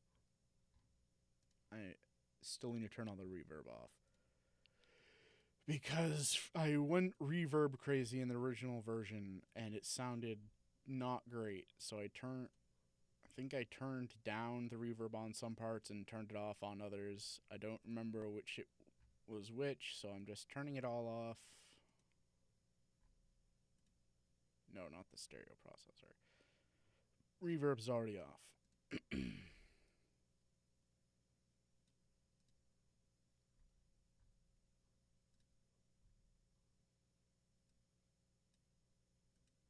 Did I add... Okay, I was going to say, did I add reverb to the freaking impact? I hope not. Okay, I think it should be fixed. Let me just turn that off and this off. And we'll zoom. Nope. Okay, apparently it doesn't like keyboard shortcuts. This is, I guess, the best we can do. This is what Altaria looks like. Like I said, not terribly impressive. But for my first, in my opinion, good song, I mean, I feel like there's worse. So...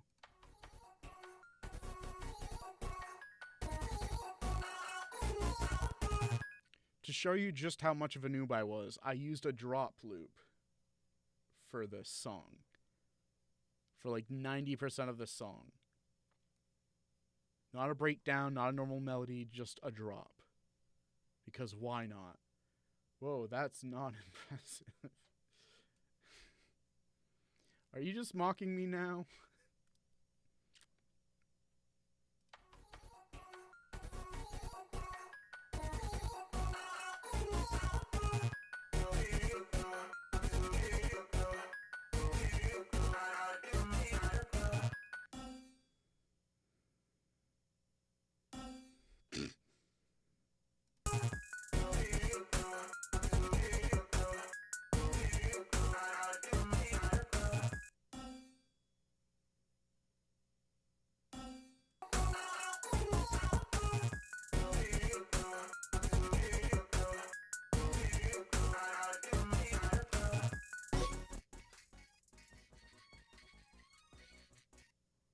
Bonk. Yes, pretty much. I used two completely different drops for this thing. I meant to say now, but I'm on my phone. Oh wow, now that's impressive. I see. But yeah, it's just that. And then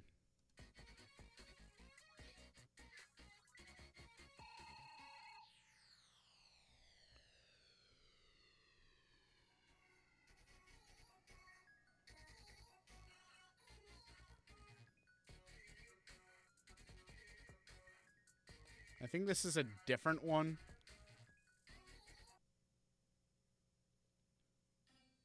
Nope, same one.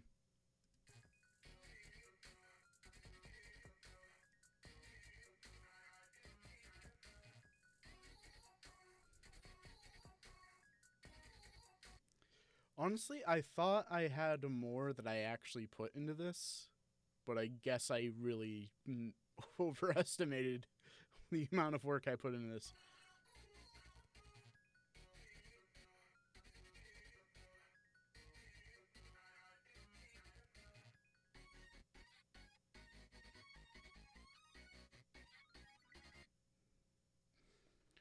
Oh no, maybe it was this.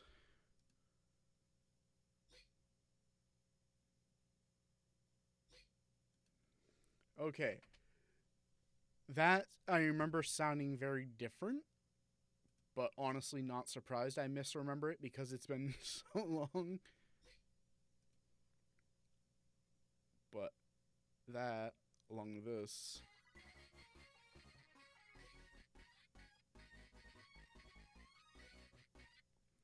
it, those together somehow, like whatever that's hitting with, adds that kind of.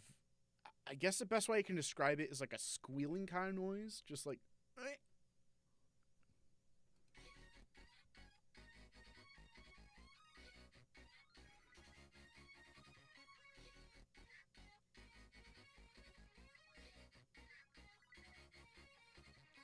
I don't know how I did that, but I did.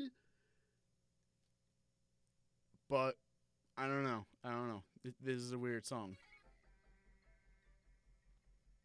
Mm,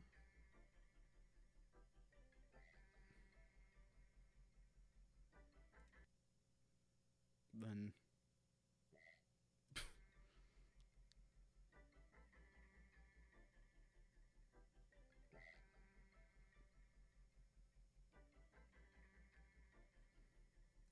I honestly had no idea what I was doing when I made this, like at all. I just threw this stuff together, thought, okay, that sounds good enough. And that's kind of where this song came out of. Now, oh yeah, and I looped two, I have two different drops here, not even realizing they're in different keys. That's another thing. I did not, I guess I might have realized these are all in different keys, but like not understood what that meant at the time. That tells you just how like behind on my musical knowledge I was. Like I didn't think, "Oh yeah, that's in D sharp. That's in like A. There was something in A. This breakdown is in A minor. then like what is it? This other drop here is an F sharp major. That didn't mean anything to me in 2019. I just threw things together and I was like, it sounds good enough to me.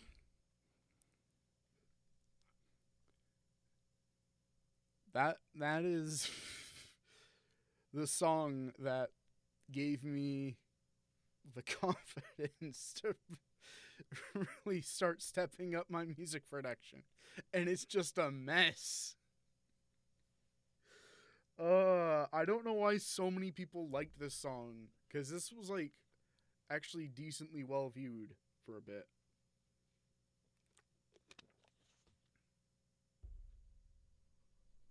Like, let me find the original video.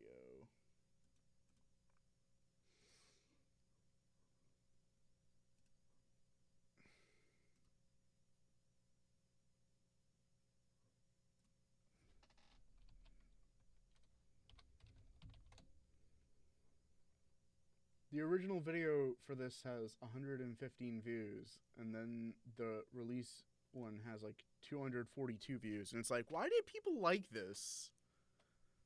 It looking back, I definitely could have done much better.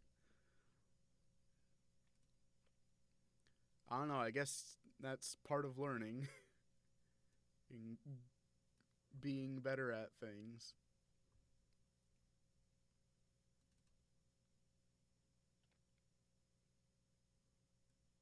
Jeez, it's been 2 hours. You guys have had to deal with me for 2 hours. Feel bad for you. Oh, good. This one has 17 files I have to find. Perfect.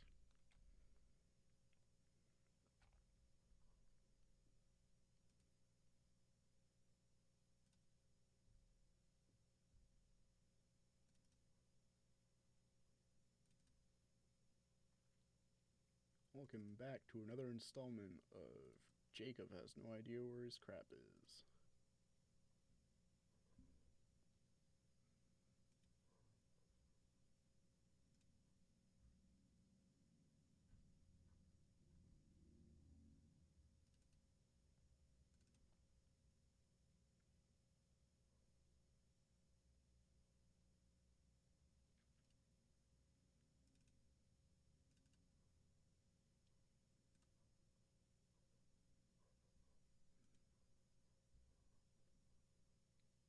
Can you believe that someone like this has over 500 subscribers on YouTube?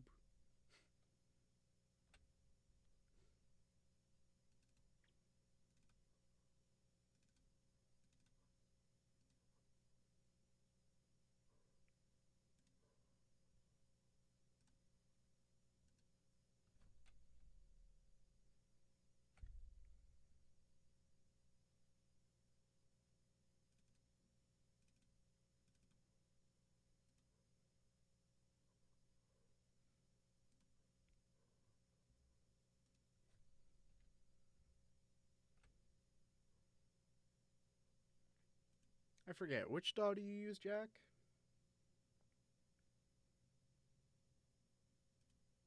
I know Kelsey uses Logic.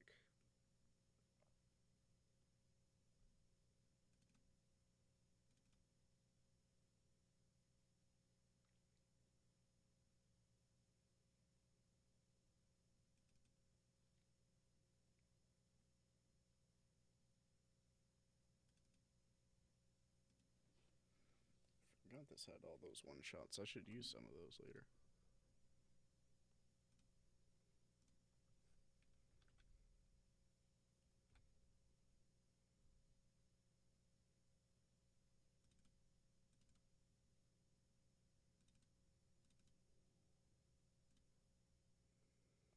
Ah, okay.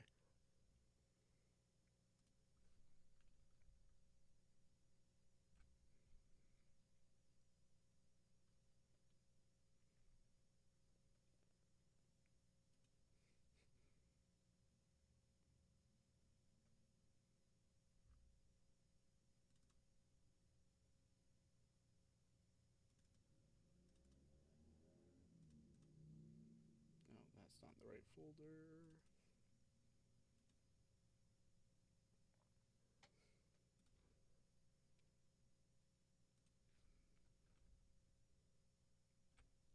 I think it's purely by like chance that I happen to like use magics for so long because I found it because I was looking for something free because I had no money and ended up using it for most of my music career so far.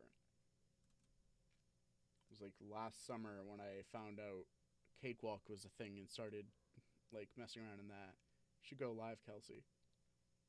She's planning to, unless you mean something else. Like she live streams usually in a couple hours. I think you start at 9 usually, don't you, Kelsey? 8 or 9?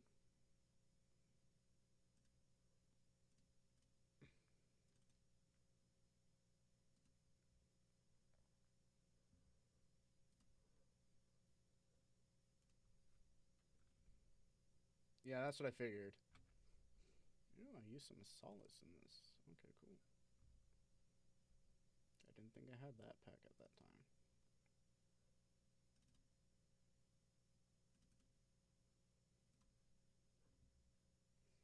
Oh, on Sundays.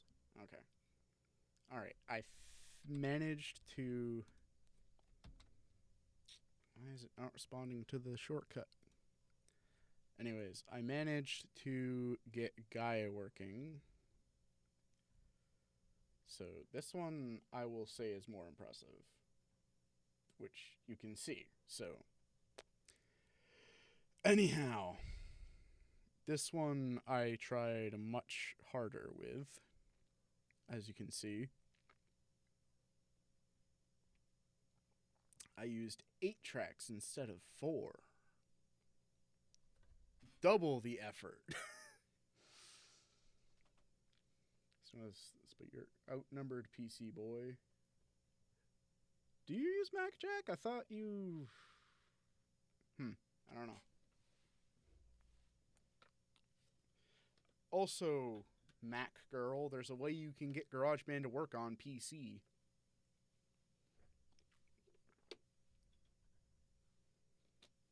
I'm just not a big enough nerd to try it.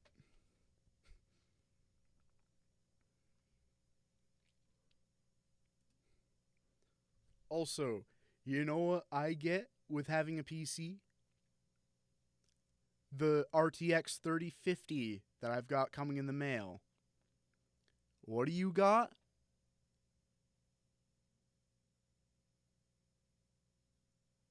That's what I thought.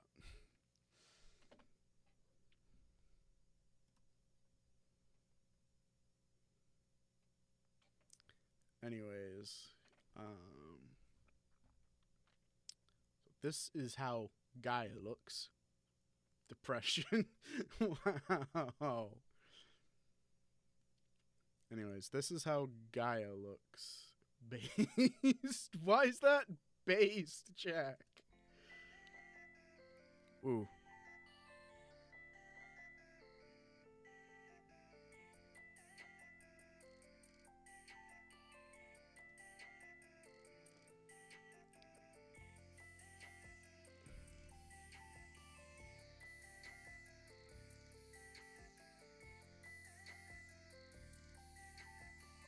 What do you mean, Twitch, please?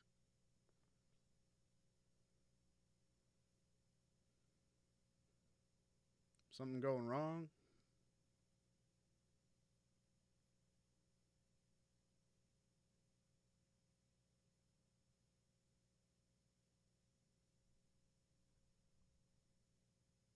I don't understand.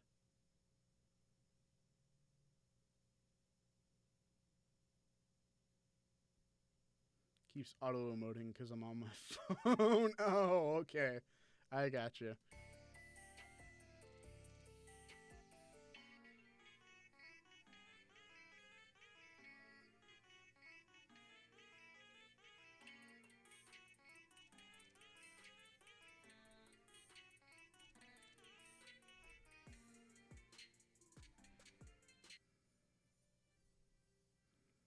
Can't really hear this part normally. I guess you can a little bit. Seems like a you problem. Skill issue.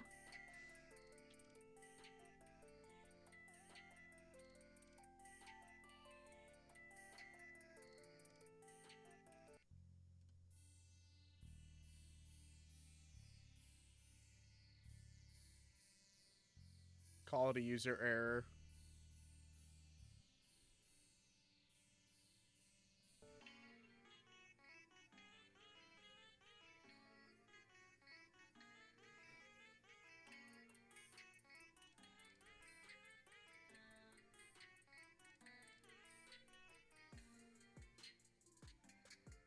That too.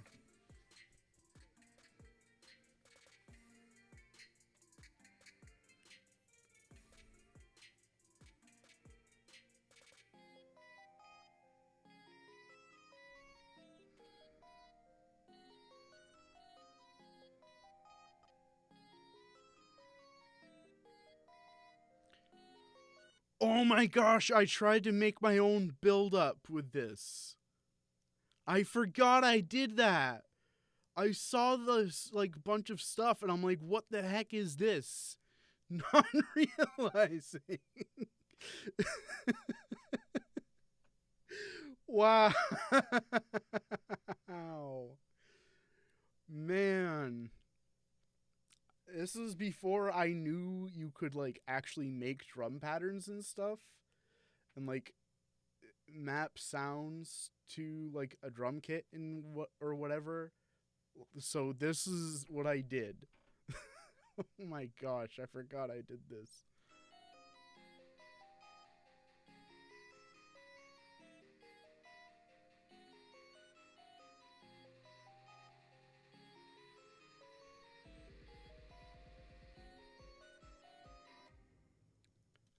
Honestly, not that bad for a handmade build up, if I do say so. I have not tried doing handmade build ups like this in forever because I'm not as big of a doofus as I used to be. But honestly, that wasn't too bad. I actually managed to get some good momentum going with it. That was pretty good. There's a lot that happens here.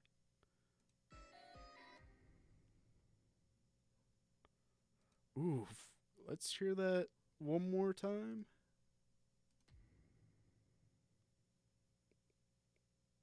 Sound kind of weird to me. There's nothing wrong with being a doofus. I didn't say I wasn't a doofus. I said I'm not as big of a doofus.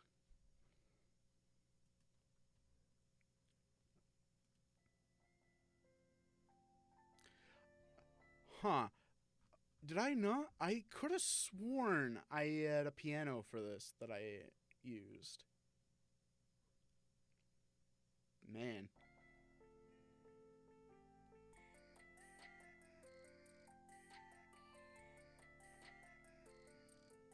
So tricky.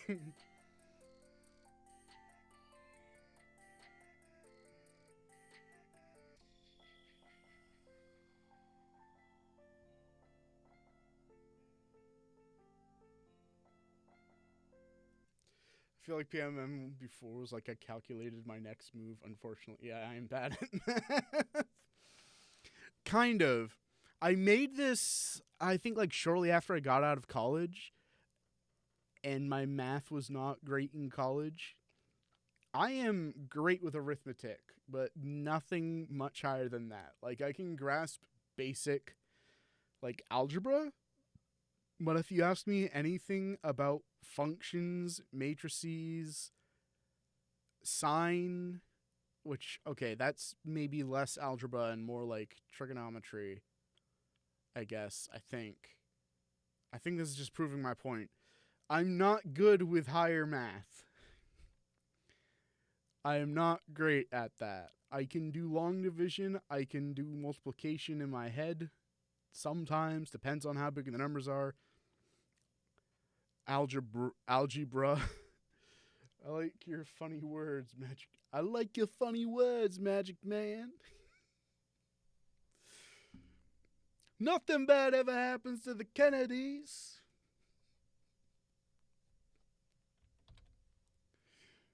Music Man.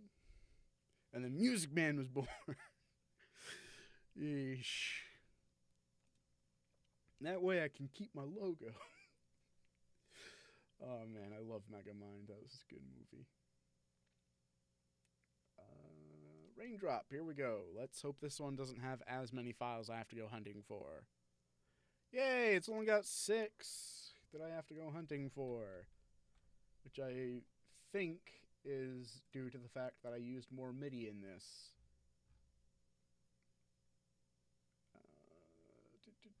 That's all the way at the top of the list. I have to scroll.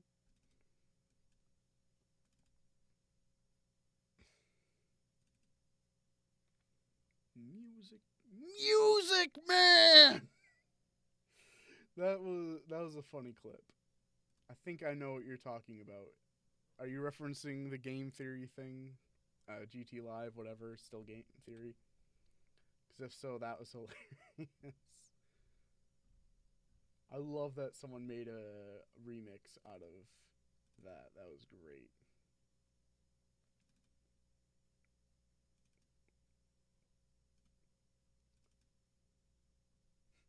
What if I just had an idea? What if like every music stream from now on, or at least like for a while, is just me going through and showing my project files on stuff I've released throughout the years. No, they're Broadway musical, actually. I am referencing the funny GT Live quote.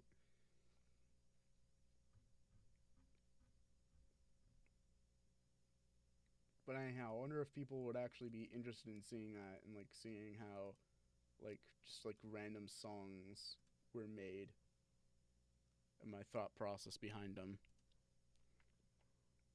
I actually thought about doing that with a lot of the E10 music at some point, but nobody's really seemed to show much interest in the E10 stuff, so.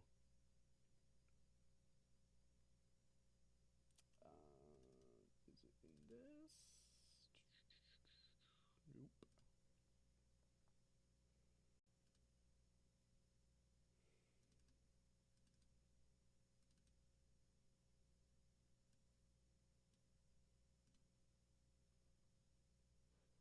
There we go.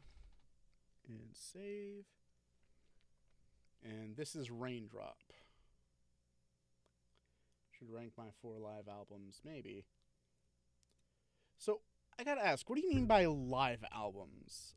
Because, like, do you just mean your albums that are, like, out on, like, streaming services or on, like, whatever? Or because when I hear live album, that makes me think of, like, performed live.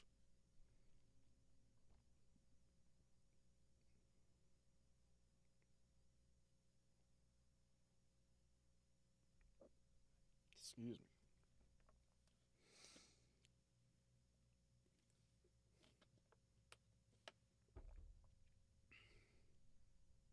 Excuse me. Anyways, here's what Raindrop looks like. I'd say live sets, but I need a couple of virtual festivals with Blu-rays. Yeah.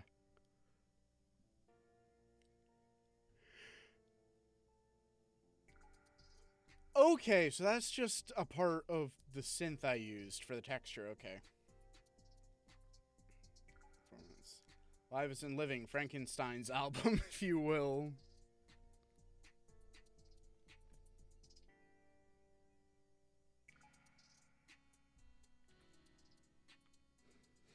Even though this is a much simpler song than Gaia,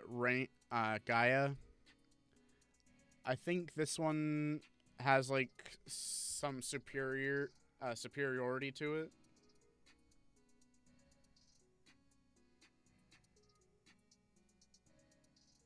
Despite being kind of simple.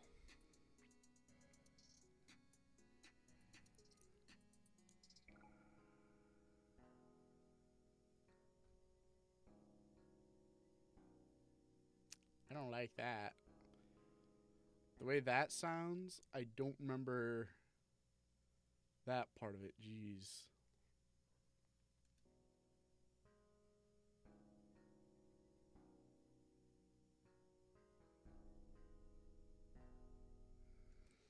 Okay, I think what's going on is like the top melody is coming through, but like these lower notes here are partly what's causing the weird thing.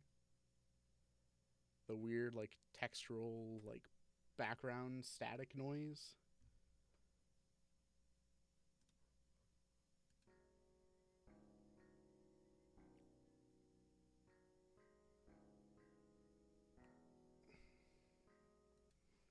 Maybe, I don't know. I honestly do not remember like what I was thinking choosing this synth.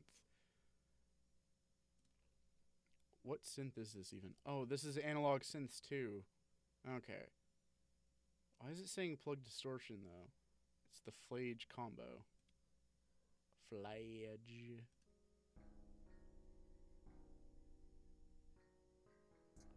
What about this one? Oh, bad idea. Well, at least that's house bass C.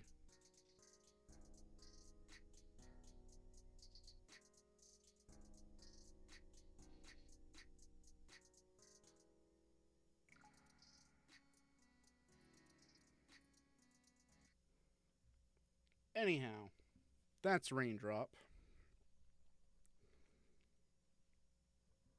Honestly, listening to it like this, I can hear more of like the raw way it sounds than like through YouTube compression. And I'm heavily questioning my creative choices with this one. Loving the creative titles from Magix. What you talking about?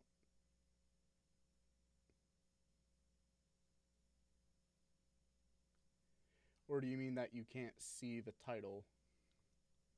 In which case, that's part of the window capture thing.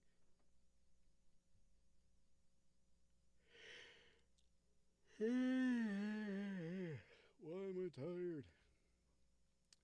It's not even 7:30. Synth 2. Oh yeah, analog synth 2. So it's called analog synth 2 because there's already analog bass C. Well, this is house bass C from analog synth 2, but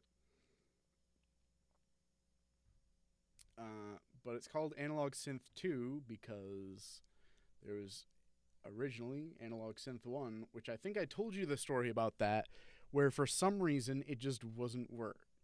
I was being facetious. Okay, I gotcha.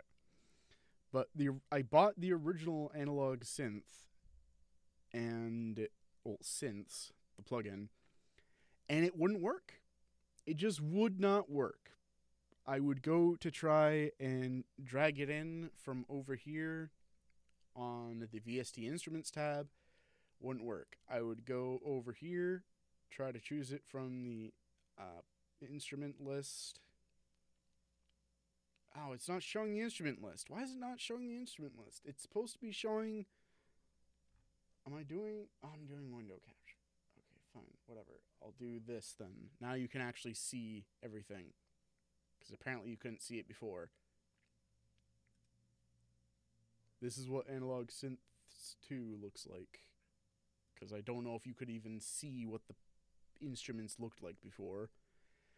Because Magix is such a dumb program that it considers this an entirely different window from this, and this an entirely different window.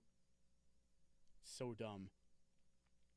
It's like trying to record like anything with this. I have to have it like see the entire display because of how weird it sets everything up. But these are all the Magix instruments I have, which are Vita, though not this Vita.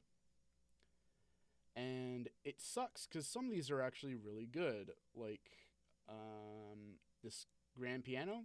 I love this grand piano. It's really good. It's got some really good presets. I like the electric bass. It's the best electric bass plugin I have. I like the church organ. I really like the electric piano. It's got some really nice sounds on the electric piano. Bass machine. Use bass machine a lot. Orchestral ensemble. I like the string presets for this, also for Vita.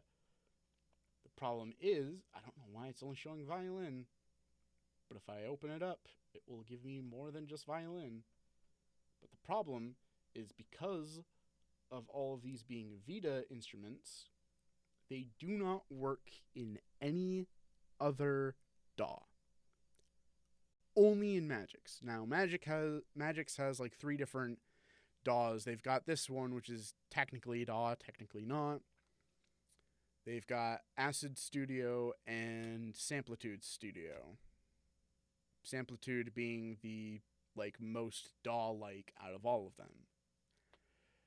And all of them can use this, but I don't like the interface of Samplitude, and I technically own Acid through a weird circumstance, but I haven't bothered to use it because I've got both the worst and best ones they can offer, so why would I use the one in between? Anyhow, I like Cakewalk better as a DAW, but I can't use these in Cakewalk. So it's like that's partly why I still use Magix sometimes, despite it being the garbage program it is. But for just starting out and needing a free program, it's great. As long as you only use 32-bit third-party plugins and the couple of plugins it gives you for free when you get it. Which, if you do, great. But anyhow, that was Raindrop. Let's take a look at Take a Seat. This one only has 7 files to find.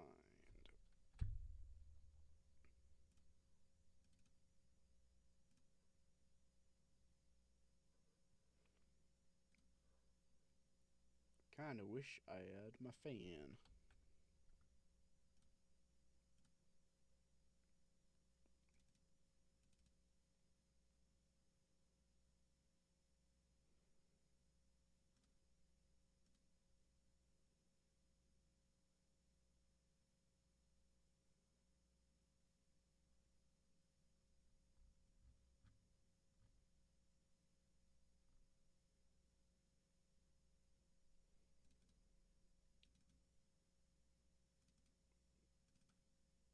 I really must be tired because I'm running out of topics. Favorite synth? Go.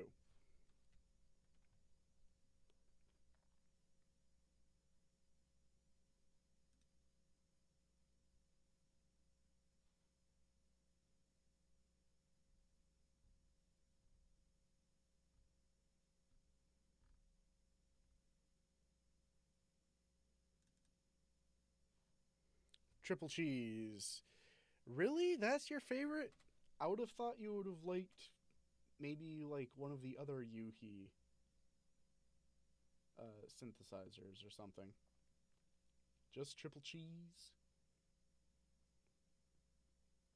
What about you, Jack?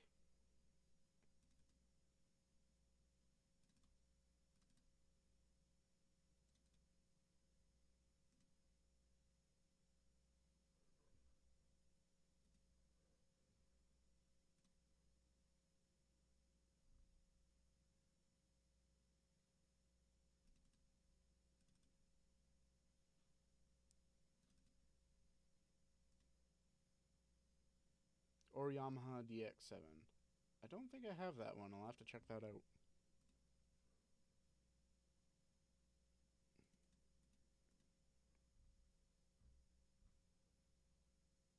Oh, wow. This one's really not that complex, is it? I thought this was. I guess it was the other one that took me forever to make. The Yuhi synths don't have a preset called Havarti now, do they? I wouldn't know. Triple cheese is the only Yuhi plugin I use.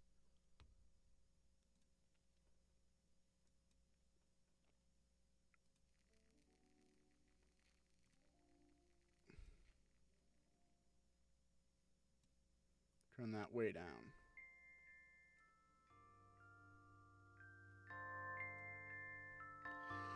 Oh, I do have Dexed. I have Dexed. Or Dexed, however you pronounce that. Let me just put a filter on this.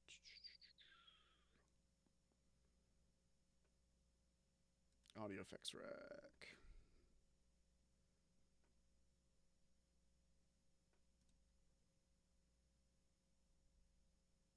I wish there was a highs reduction.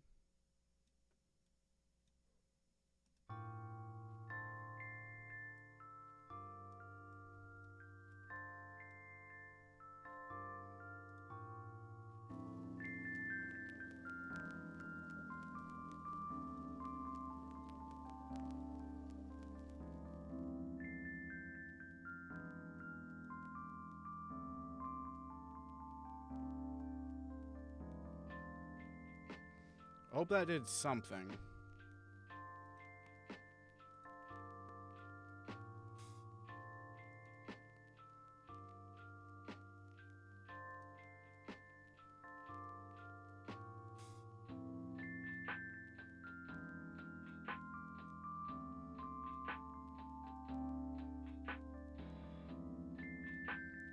It literally doesn't seem to be doing anything. Oh, highs reduction. Yeah, still doesn't seem to be affecting much.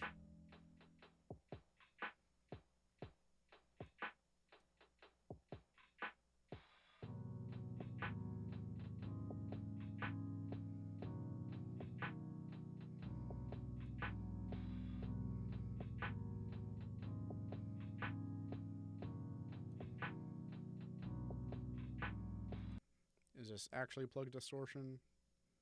It is. But yeah, that's what this whole song is. 4 tracks. I'll save it.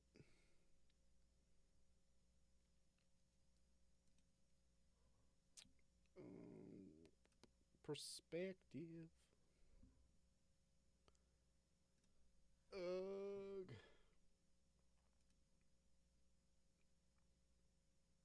Is Jack still here? Because he never answered the synth question.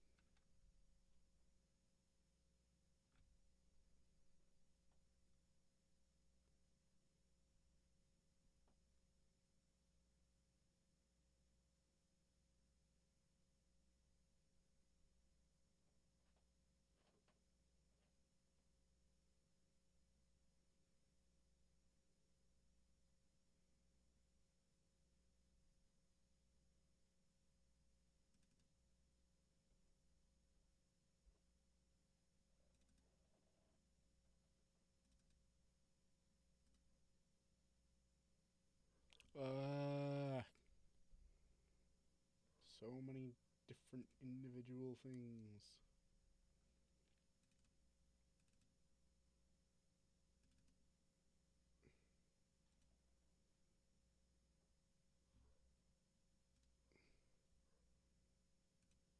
This is why I normally don't open these back up.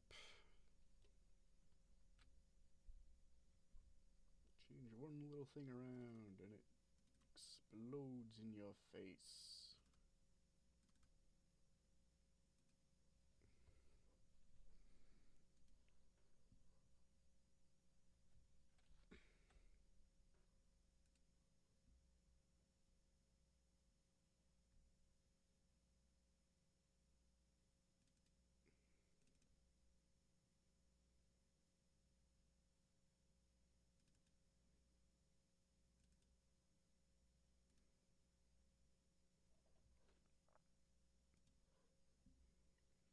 So what are you going to be streaming tonight, Kelsey?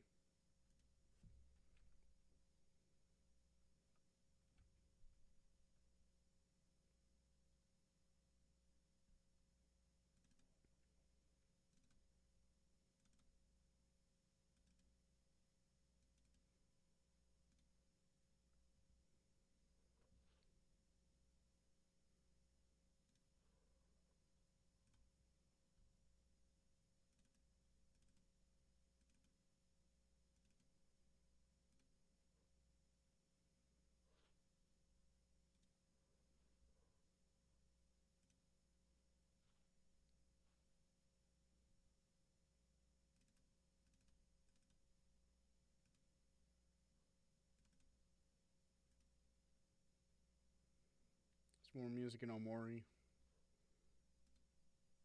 Well, if you didn't have that depression before, that'll definitely do it.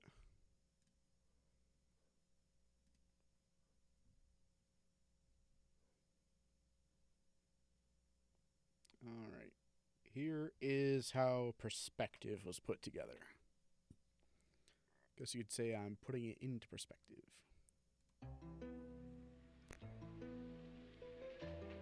Weird. Just made like a weird click in my headphones.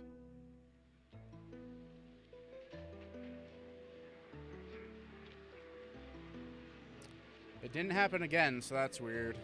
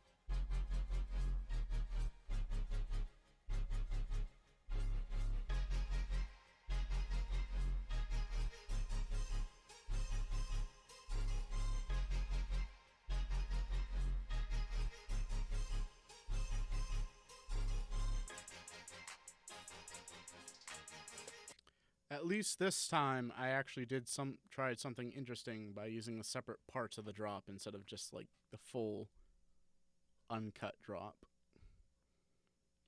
So you got this part here.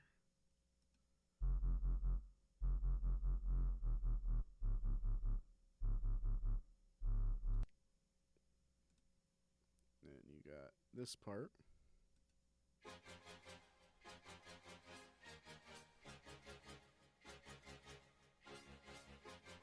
It's kind of stab bit.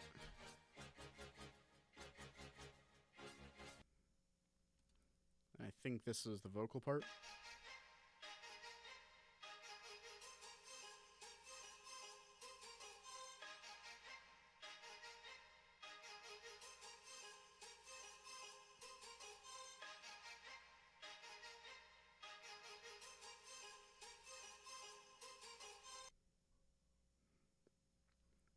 It's interesting because it definitely seems like they just used the one vocal sample for it. But like if you listen closely, it kind of sounds like there's some kind of like string sound there too.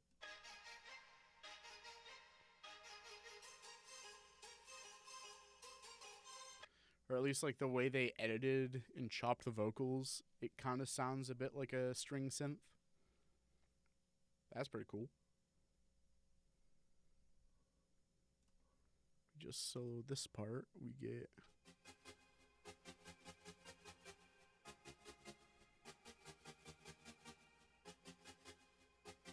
another kind of stabby saw bit.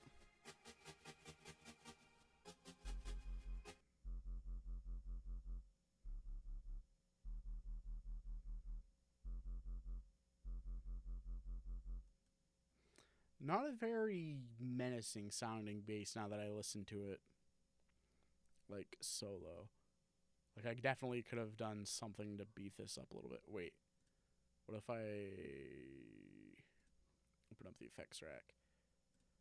Turn this stuff off. What does it sound like?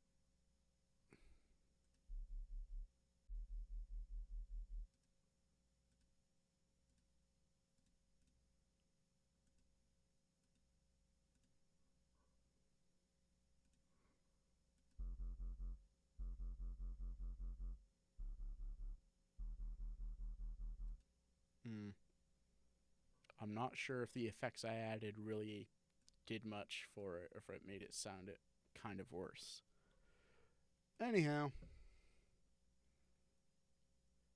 that's 5 songs in. I don't know if you guys are interested in seeing the rest. I'll go through them if you want to see it, but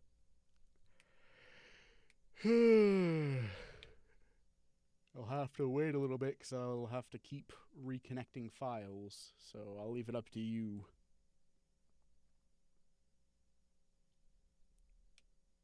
I'll keep going only if you want to.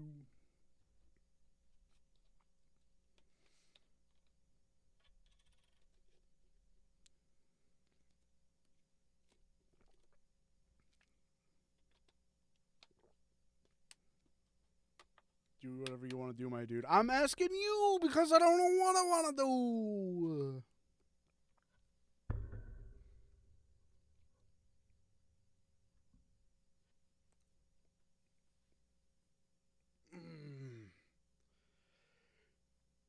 What I want to do is eat a whole pizza, but I don't have that, so I can't do whatever I want to do, my dude. I don't have opinions.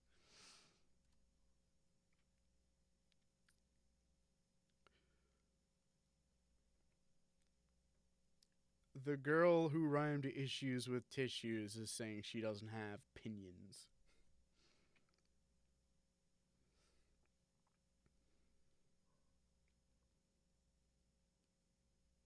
Move to the pizza thing.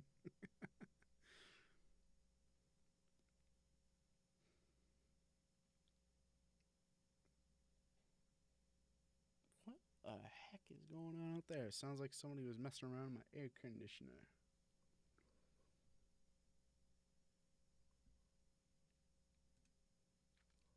That rhymes. What do you mean? I'm saying it's a very interesting rhyme choice.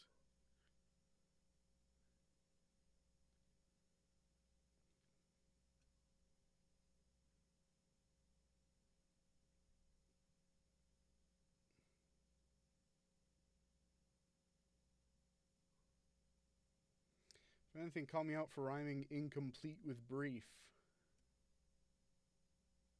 I mean, that's a forced rhyme, but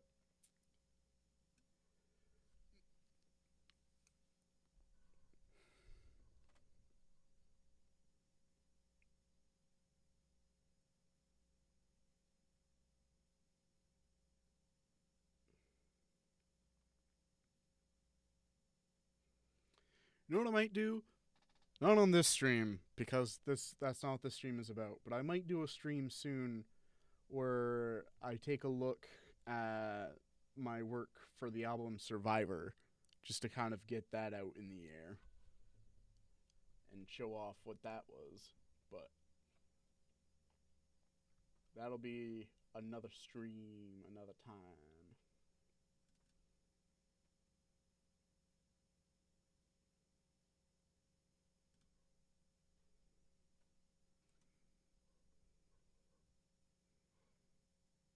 $15 files. Ugh. This is partly why I put everything on an external drive. To avoid having to do this with new projects. Obviously, it doesn't do anything for me now, where these are old projects. But by having everything on one drive, if and when I finally get to use my second computer, which is intended for being the main music computer, I'll be able to just plug it in and swap it between computers, and as long as I have all the files on the drive, it won't have to go looking anywhere else. Excuse me.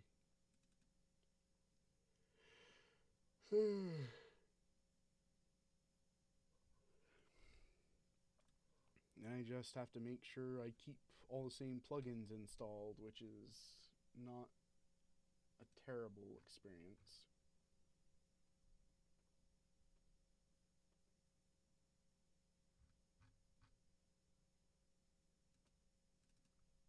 I think I got a bug bite or something on my thumb, and I just scratched it, and now it's just irritated. Good job, me.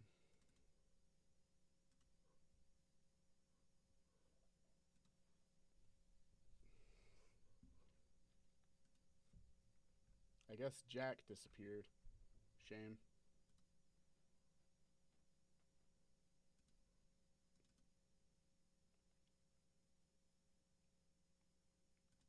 Honestly, I'm surprised Blue hasn't shown up. I really thought he was going to come and check it out. Was that not?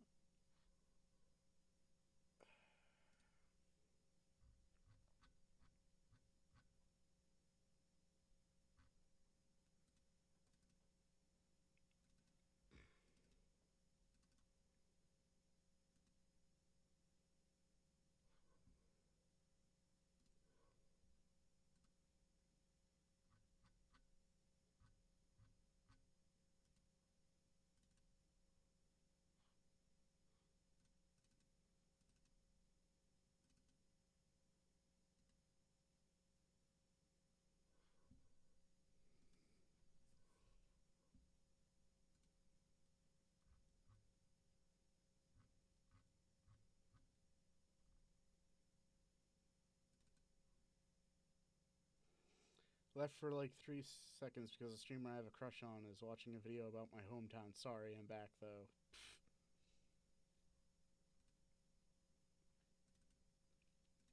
Simp.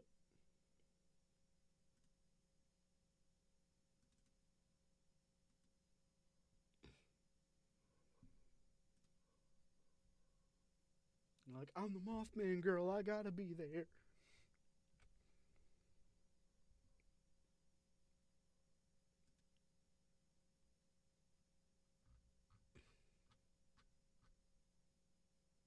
I know I am.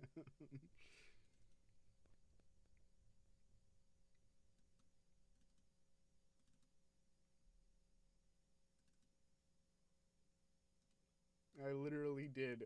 Did you pop into chat just like on the stream to go and be like, that's my hometown?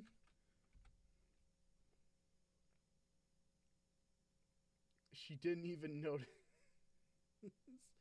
How big a streamer are they?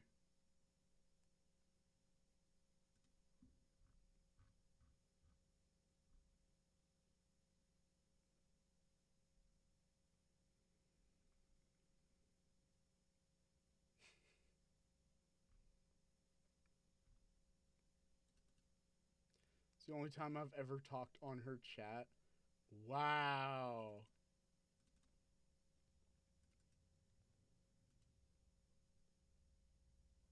Wow. She has 2K viewers right now. Dang. Wish I had 2K viewers.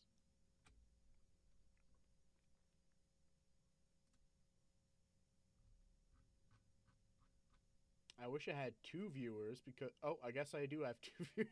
Spoke too soon. I dropped down to 1 viewer for a second, and I'm like, I was gonna say I wish I had 2 viewers. Wish granted.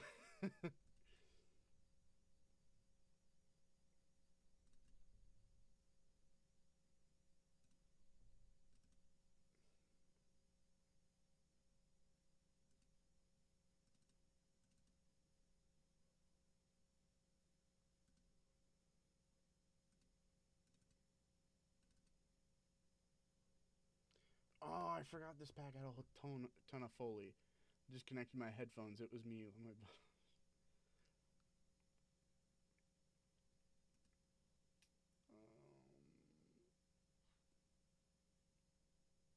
Oh, it's in the drum one shots. Weird. I gotta focus more on using one shots. I have so many of them. Think of all the music I could make if I actually used half this stuff.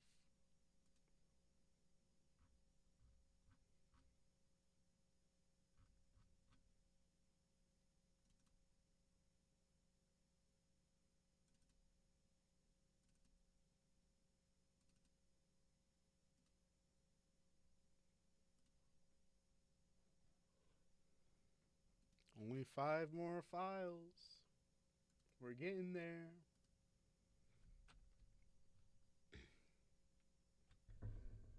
I think you're reading from the wrong folder, my man.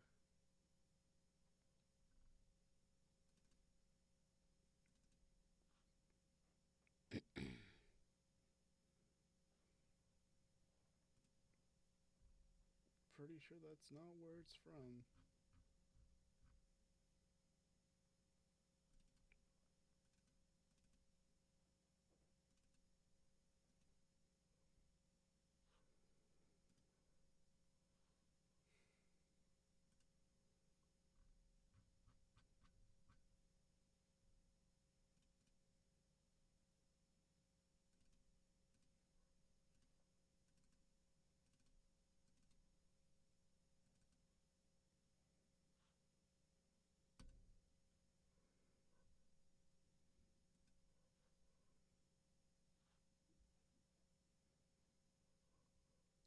What? It didn't. I'm sorry?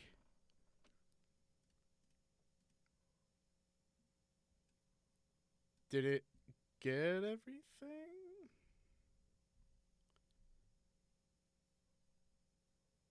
I feel like it missed something, or maybe I misclicked on something.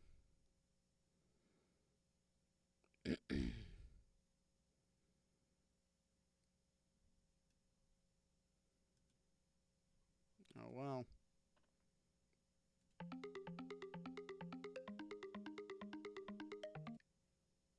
No, I'm sorry about what? I'm sorry.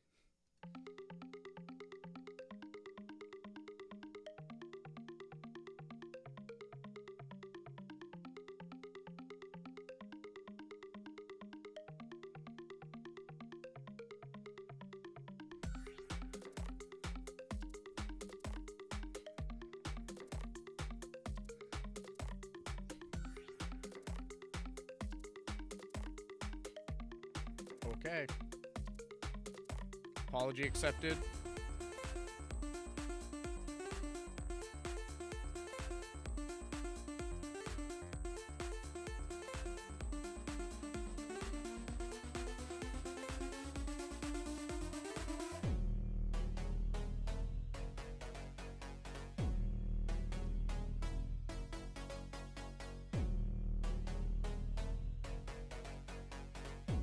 When your 808 looks like a sideways circus tent.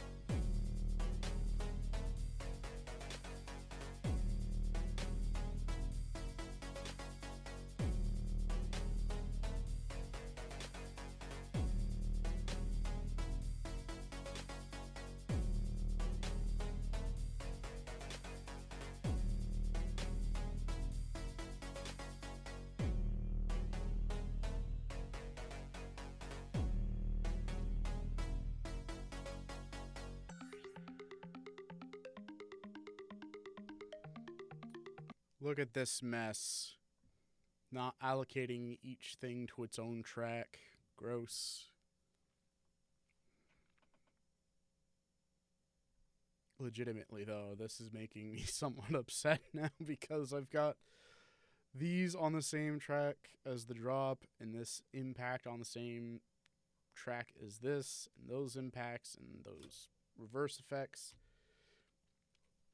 These risers, these percussion loops. Ugh. Why? Anyhow, that's pretty much what that is.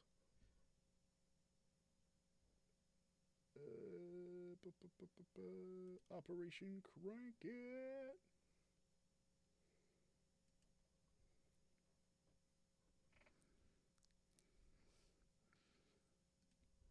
12 files.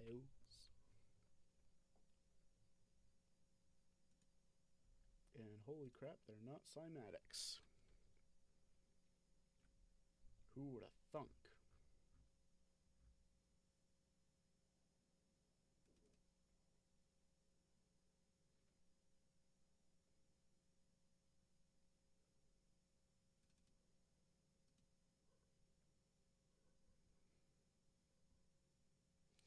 Oh, okay.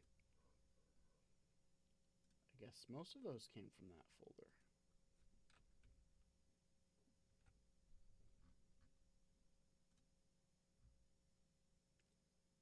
To go just a bit and set some stuff up. I'll be back if you're still streaming in 15. Probably will be.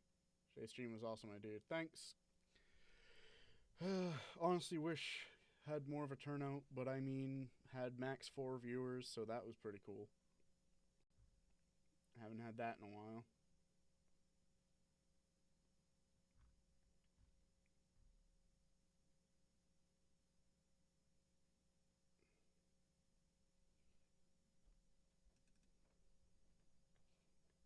Maybe next time I'll actually make some music.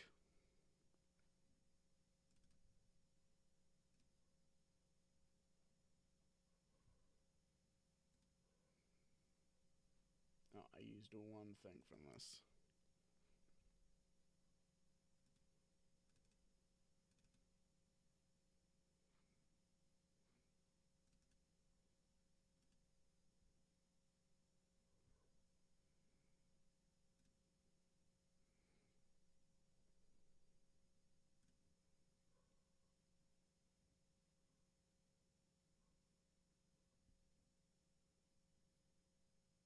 In that case, then, I think I'm just gonna go get the rest of these, and then when she comes back, maybe go through them.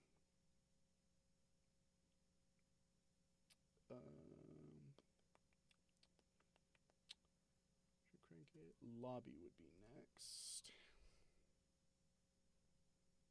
This one's only got 7 files missing. Nice.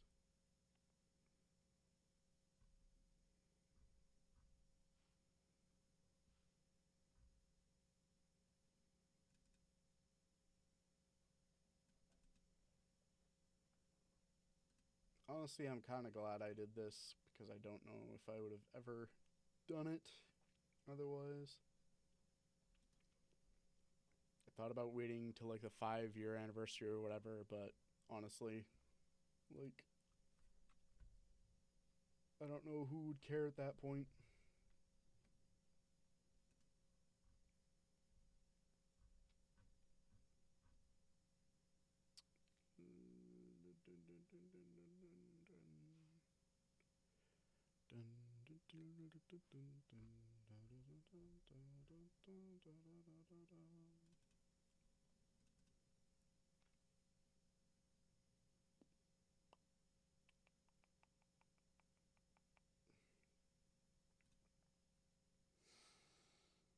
Okay, so it is from here.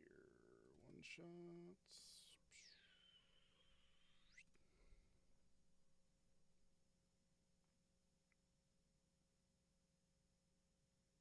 I did just get it from there. What?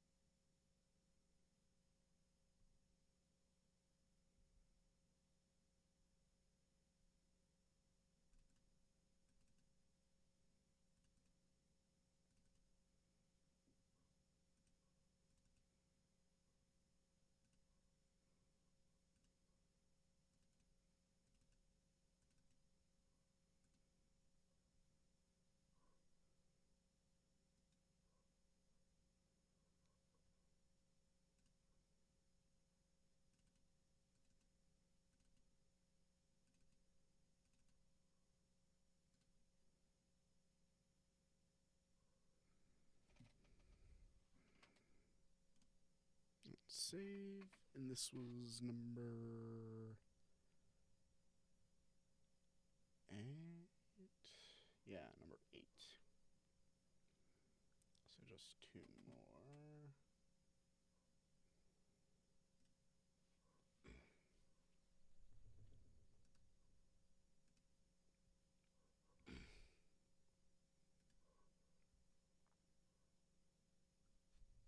I'm glad this is what I'm doing with my time.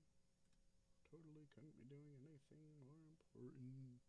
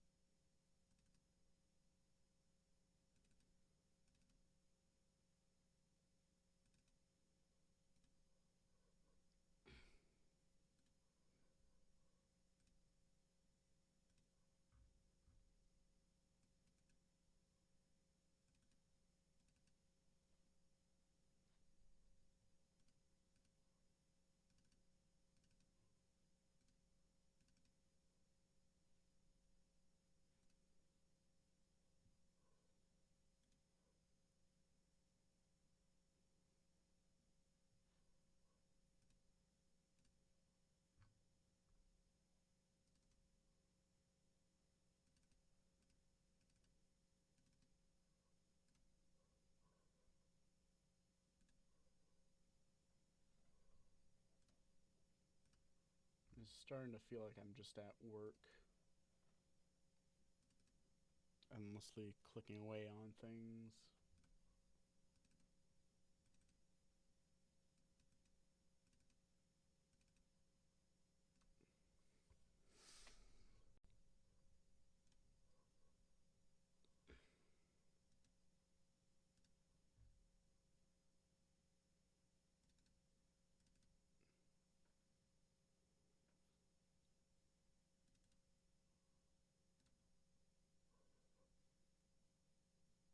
Oh, there we go.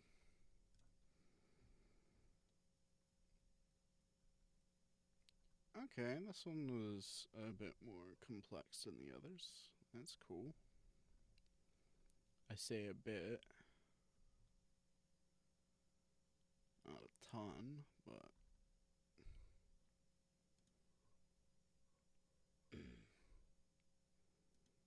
got somewhat better at managing that stuff.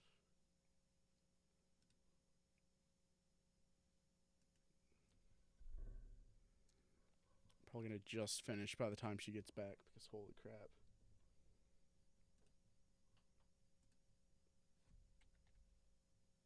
It's taking forever. Forever and ever. Mm.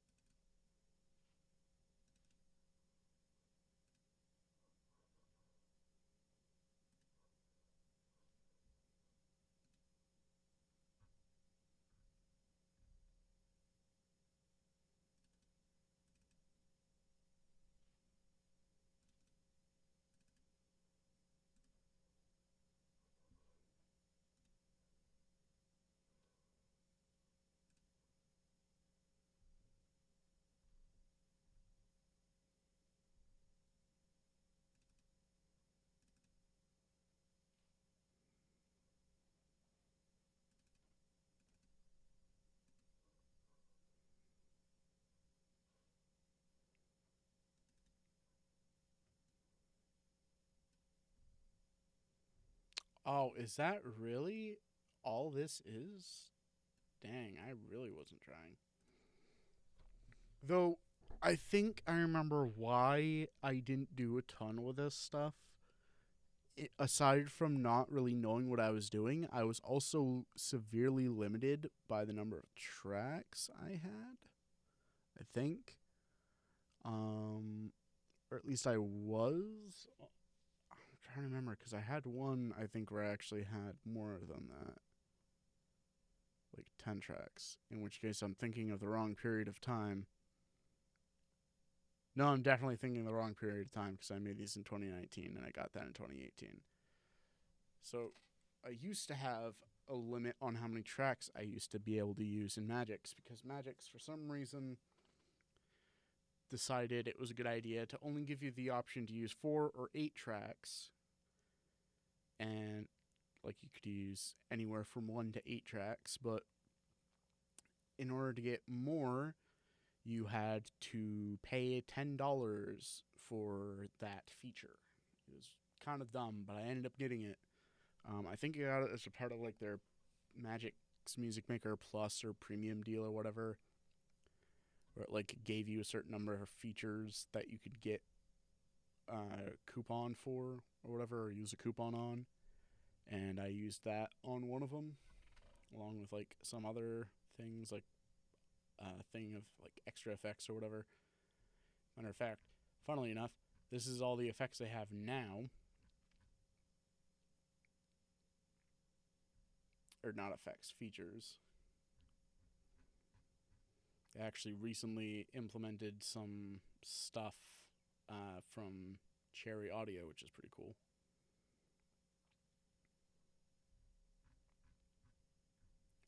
They say they're features, though. I think they're just like, well, this one's a synth. I don't know why it's under features. Unless it's because they don't want to show a non Vita instrument under instruments. I don't know. Well, no, because they do, and that's weird, because they do have this one and these under here. $39. That's actually not terrible for a synthesizer. It's actually a little more than their stuff normally is for instruments, which is about $30. And they added more stuff than I remember there being. I think I already have, yeah, I already have this one. I got this one from some like bundle on like, I think it was Humble Bundle or Fanatical. I can't remember which website, which are actually really good websites for just like getting a deal on stuff. Um,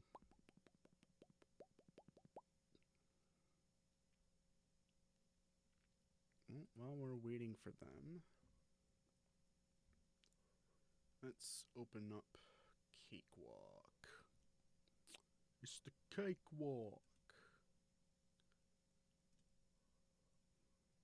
Activation required. Saving is disabled until you activate Cakewalk. What are you talking about? What are you talking about? Seriously?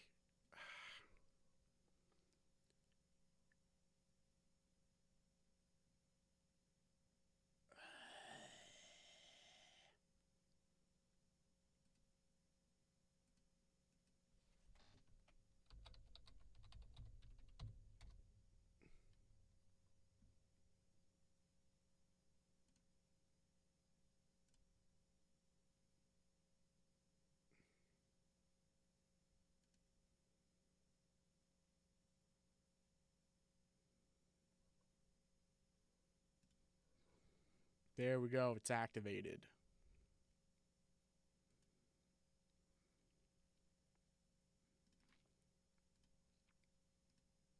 Let's see. What is this? I don't feel like updating right now. I don't remember what this project is. Oh, great. It's not responding. Fantastic.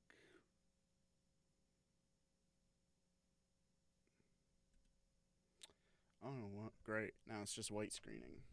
Amazing.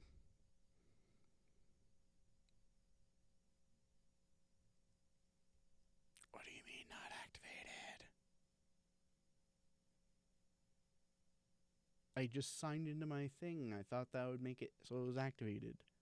What do you mean it's not activated? Oh, did they make it so you have to buy Cakewalk now? Because if so, that is super dumb.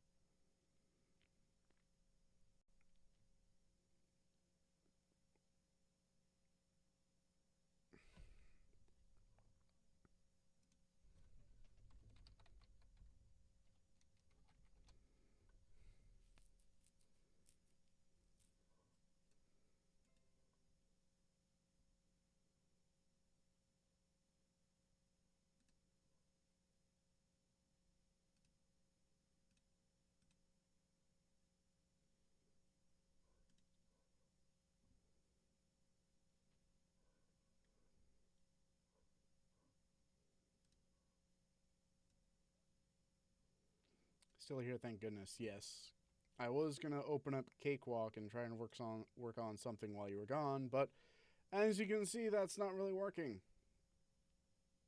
Oh, maybe now it is.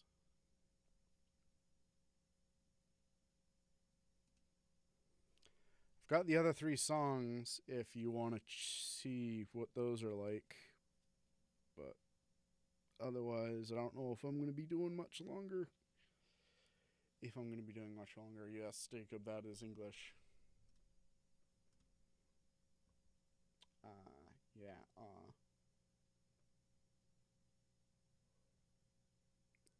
Thank you for just popping everything up.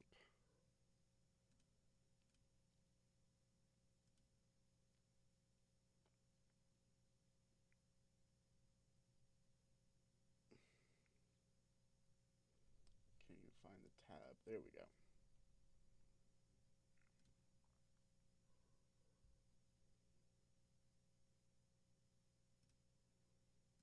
I forget. Did I already show Operation Crank It? I don't think I did. I think I was working on getting this viewable when you left. Look at this beauty.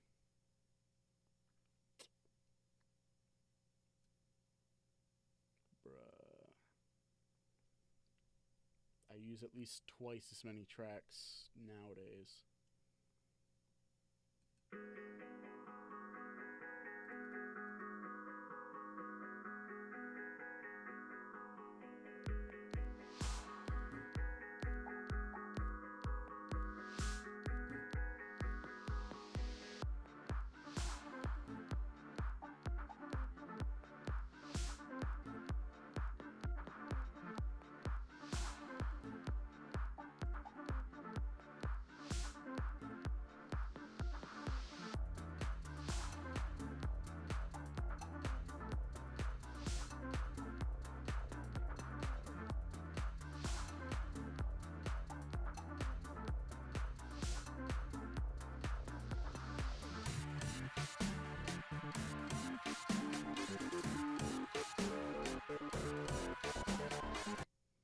Now, this drum loop here actually comes from, I don't remember the pack, but it comes from one of the Magic sample packs, actually. Let's see. I don't think it's this one. Why did you scroll down on me? From this one.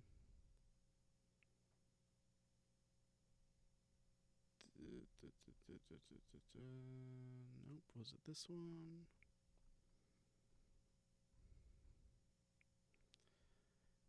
Maybe not. It was from some. It was one of these packs, which I also have a decent amount of. But actually, can I check? More options, properties. Dubstep, extreme dubstep, which it doesn't seem like I have it in. Nope, it's right here. Delay kit.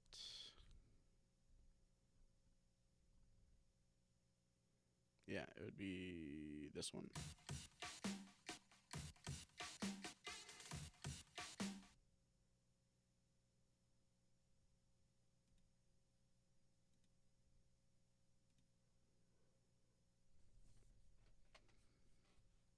But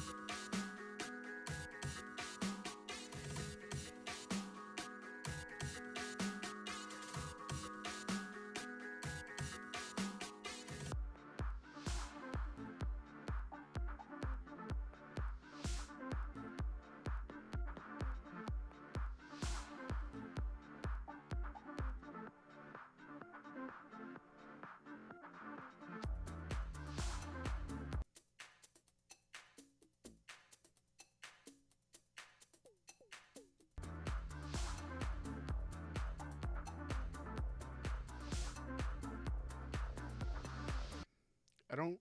I think it was this one that Jack said sounded like the Amen Brother, and I don't really. After listening to it, I don't really get it.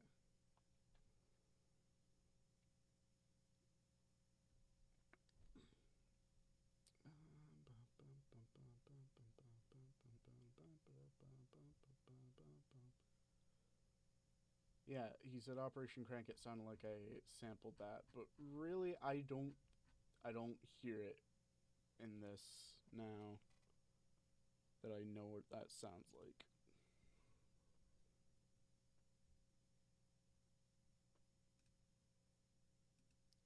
On to the next one.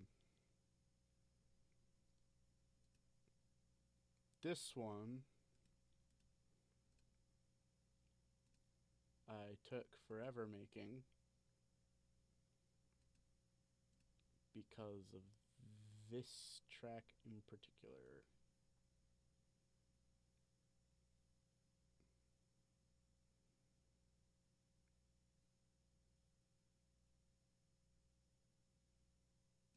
Because I want these all to be a certain length. So I had to place all of them individually. And up here.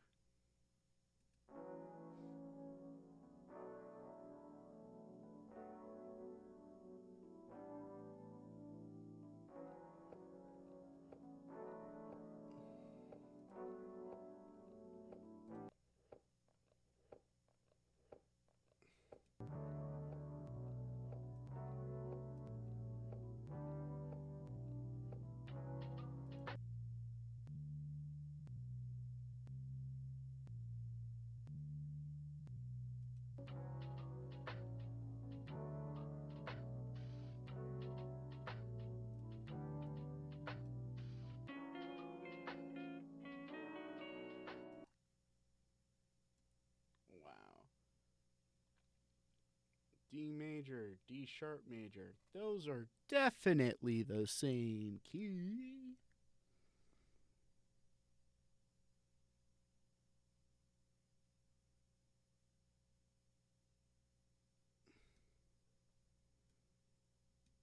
And what's this one?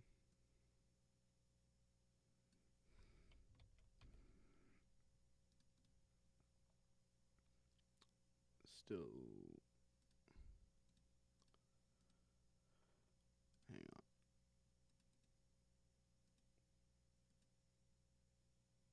Now that one's D major.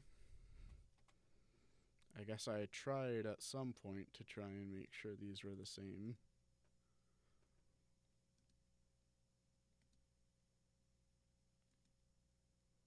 And then didn't. And then did. And then didn't.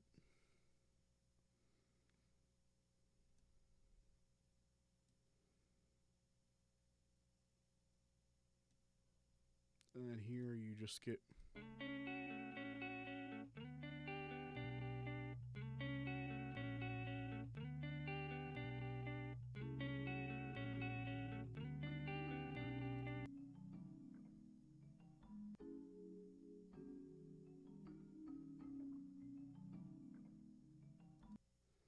That's what I heard that sounded out of place.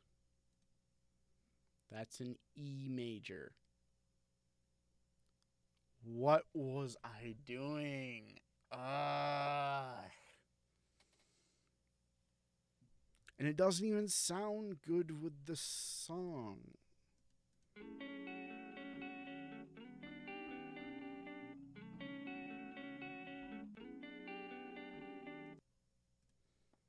Hang on.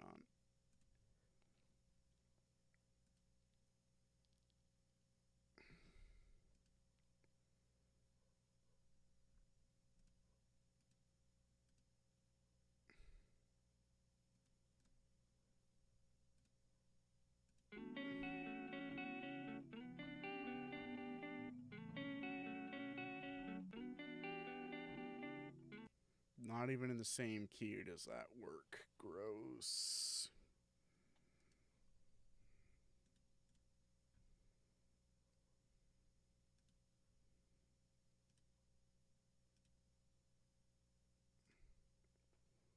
think I'm done listening to that one.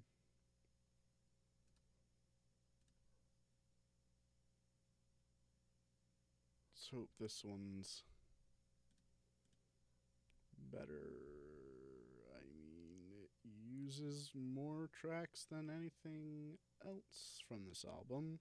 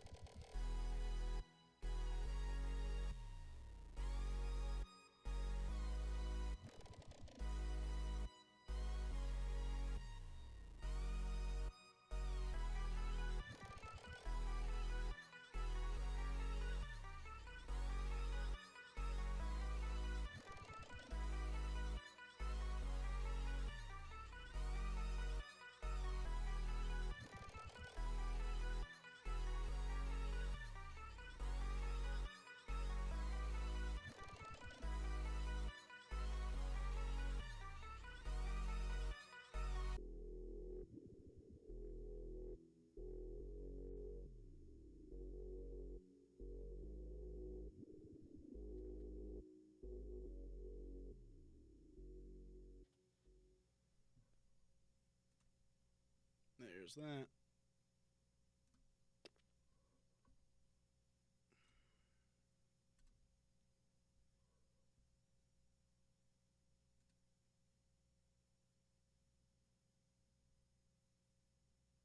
I don't even know why there's an instrument on that track because I didn't use it apparently.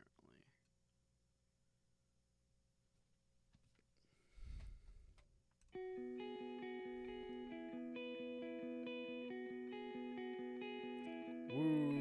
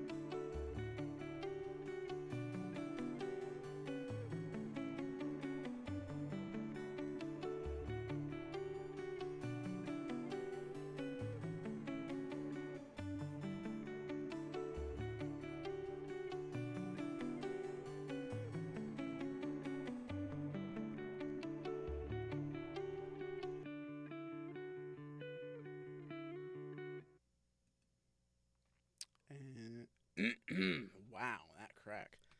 And that is it.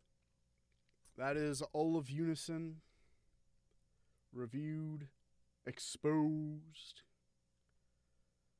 and I honestly did not think it was going to take this long to get here. Over 3.5 hours just talking about this 3-year-old album, which looking back doesn't sound half bad, but looking at it, I maybe could have done some things better. But anyways, hope y'all enjoyed this, whoever's still here.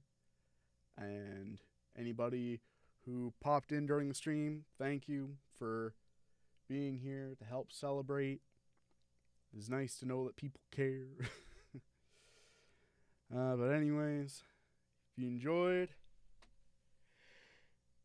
green screen looks so bad right now. If you enjoyed, please follow the Twitch channel so you can see me live whenever I go live. Yeah, Unison Day, woo! Yeah, baby, this is what I've been waiting for. That's what I'm talking about. I did it completely wrong, but anyways, follow the Twitch channel. Check out socials and everything on my link tree, link in the about section of the channel. For my main YouTube channel, where you can find these songs, that's where I listen to them. Also, a link to the Twitch VOD channel, where this will be going up at some point. As I said earlier, I'm still getting that up to date from the last couple of months' streams, but that shouldn't take me too long, as long as I actually upload them. So this should be up there soon. I'm going to have some new stuff this week, hopefully on the main channel, if I can get around to it. I got a lot of stuff going on this week. Check out the merch store, because money. But if you don't feel like doing that, I have a Patreon and also a link to do a one-time donation through PayPal. If you don't if you don't want to support me monetarily, I mean, you can also check out my music on Spotify, and I guess I got a Discord if you want to try and help me get that active, because a lot of people are in other servers that are more active, and they're just kind of there to be there, I guess. But again, you can make that a different thing, make a difference, maybe.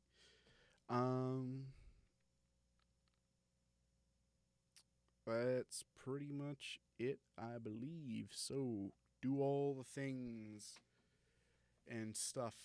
And I'm tired. I'm probably going to go watch Kelsey stream in a bit when she gets started. So, again, thank you for being here, helping me celebrate this momentous occasion in my music career. And I don't know, maybe we'll do something like this next year for like Look to the Sky or whatever, because 2 years doesn't feel worthy of that kind of attention, I guess. I don't know. Anyways, hope you have a great day night reviewing this, and I will see you next time. Bye.